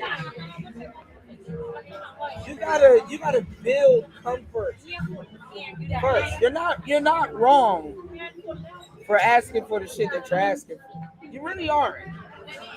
You're not wrong. But you're putting the carriage before you're putting the cart before the horse. Then my your kids is gonna be your priority, period. Bingo. Right. So it's not. It shouldn't be a competition between your children and your. You feisty. No, I'm not fighting it. I'm just saying. I like it. Continue. No, I was done. Finish. All right. So now, is he someone that's your type? No. Okay. And why not? Just no. Why a lot of hoes need a nigga to teach them how to sell their own country. It's crazy. I can't really say. It might be the tattoo on the face that's giving me like street vibes. Okay. I'm just saying. I mean, everybody got a past though. Like, but I'm very positive. I'm an optimistic person. Okay. But I understand. Sure. Thank you. Let's head on back. And we did get a pop back here. If we can start off with your name and age. My name is La, 40. And what do you do? I'm an entrepreneur, investor, you know. Wait till I get into the game. Women like niggas that got tattoos on their knuckles too, yo. Yeah, pretty much. And so why did you end up popping your balloon? Just because she said started off with like shower you with gifts and things, and like he said, that's earned. I'm not a selfish person. I do give people gifts, but you shouldn't come expecting it at first, you know. And I also have 2 children. That's going to be like the #1 priority until, you know, they're of age. Yeah. So now, is he someone that's your type? He's physically fit. But again, the tattoos. I mean, I got a tattoo, but I only have one. I'm not really attracted to guys with a lot of tattoos. Yo, hey, hold on. Fellas, you know, I give y'all the game. That's some real player shit, right? I give y'all the game, but let me tell you the queen or king of talking themselves out of a future. Ladies, I'm sorry, but a lot of y'all, ooh, man. When y'all saying the right thing, it's like music to a man's ear. But when y'all saying the wrong thing, oh my God. We usually hear men do this, but I'm telling you, ladies, gotta have a mouthpiece too. Your sex don't make you exempt. We get a few more pops. Let's start here with your name and age. My name is Micah, and I'm 42. And Micah, what do you do? I'm a networking engineer in the cybersecurity field. And why did you end up popping your balloon? Yeah, I ended up popping because just the energy, I don't think I was kind of gravitating to it. So I just decided to pop. Yeah. Cool. So is Micah someone that you would go for? No. Okay, why not? I guess his height. But I've dated short guys before, but I just don't feel attraction. Yeah. Thank you. Mm-hmm. Let's go on over here. Let's start with your name and age. My name Brian, 38. Brian, what do you do? One of the worst things men could have gave women was heels. Women cannot eyeball height. They really can't. I'm an IT. I do IT. I'm But they love height. They eyeball it all the time, but don't know how to. also a personal trainer. Yeah. And why did you end up popping your balloon? I mean, she seemed a little mannish to me, you know what I'm saying? And I get that little mannish vibe from her. Then I got tattoos too, so that's another thing. But I mean, I just get that little mannish vibe. I mean, I'm cool, you know. I like that. You know, she's pretty, you know, but it's a little mannish. Mannish. Do you know what he means by that? Can you elaborate? I can elaborate. Basically, she liked to take control. Yeah, it like I said, was. That's what I'm saying, man. Men should have never gave y'all heels, man. God damn. Take control, and I'm the guy that like to take control, you know, in my relationship. You know, I lead, so you know, and that's just what it is. Okay. Now, is he someone that's your type? No. You have to think about that for a bit. What makes him not your type? The fact that what he said. Okay. Because I don't think I like to take control. I like for my man to be in control. Okay. Right. To get another pop down here. Let's start with your name and age. Name's Chad. I'm 38. And Chad, what do you do? I own a mobile pet care business. And why did you end up popping your balloon? First thing I heard was being showered with gifts. The second thing was when you said, "Oh boy, down the way was too short," and we're eye to eye. I figured I'm in the same boat as him. So. Alrighty. So now is he someone that's your type? Like, just he's being hopeful. He's like, no. Okay. And why not? Why not for him? Just no attraction. Let's go over to our last unpopped balloon. Let's start with your name and age. I'm Danny, 38. Danny, what do you do? I'm an entrepreneur. Very cool. So you do have your balloon unpopped. Why so? I mean, she's very beautiful. I'm just trying to figure out a little more about her. You know, I'm not scared of none of them standards and nothing like that. But I mean, it's just really on her, to be honest with you. Like, I'm just trying to figure out what she really about, because, you know, everybody want to be showered with gifts. Everybody want, you know, to be shown that they are cared for. That's why I took that as. But what are you going to do in return, you know, or to earn that? Not quid pro quo. What am I going to do in return?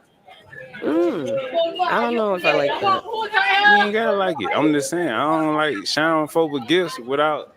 You don't like to shower your lady with gifts? It's about my love language is like but reassurance. Everybody is zeroing in on me saying showering gifts. That's the first thing you said, I also sweetheart. mentioned resting in my feminine. You probably got kids too. Community as well. Well, let me tell you something. So the reason why they said that is because you didn't provide something like what you do for a man first, because that's easy to say. Anyone would come out here and say, yo, give me some gifts, and I can bust out the bank card and be like, wow.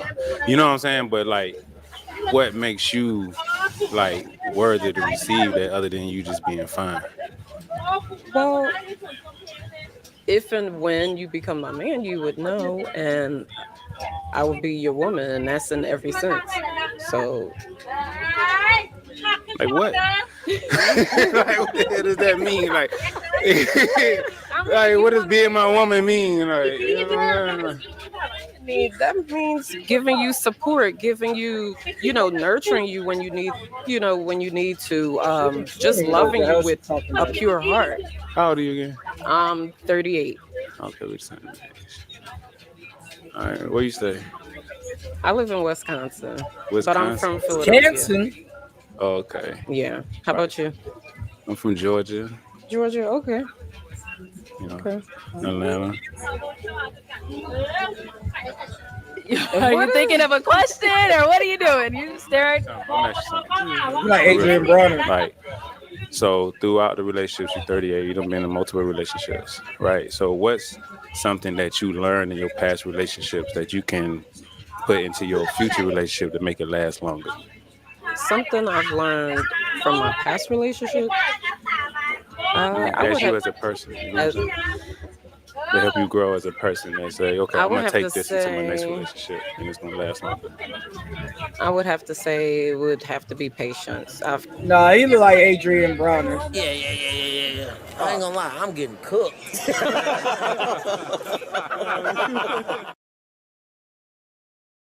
That's Adrian Bronner right there. But listen, y'all. Shout outs to everybody here that's dating in 2024.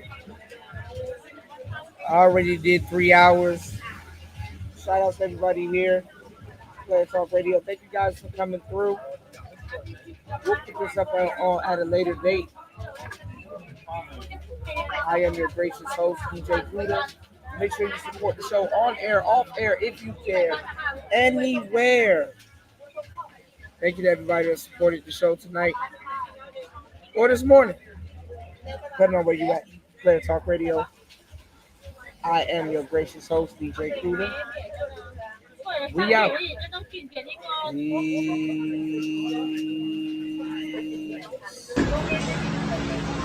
Malik! The fuck is you doing in my deep freezer? Mom, it's hot. Get the fuck out of my deep freezer right now. Why don't you get your ass in my deep freezer? It's hot, Mom. Where the fuck is my meat at? You took all my fucking meat out of my freezer, Malik. It was hot. Put my shit back in my freezer right now. Yeah. Put it back now. But Mom, you told me I could turn on the AC. I don't give a fuck. That don't mean get in my deep freezer, Malik. But, Malik, put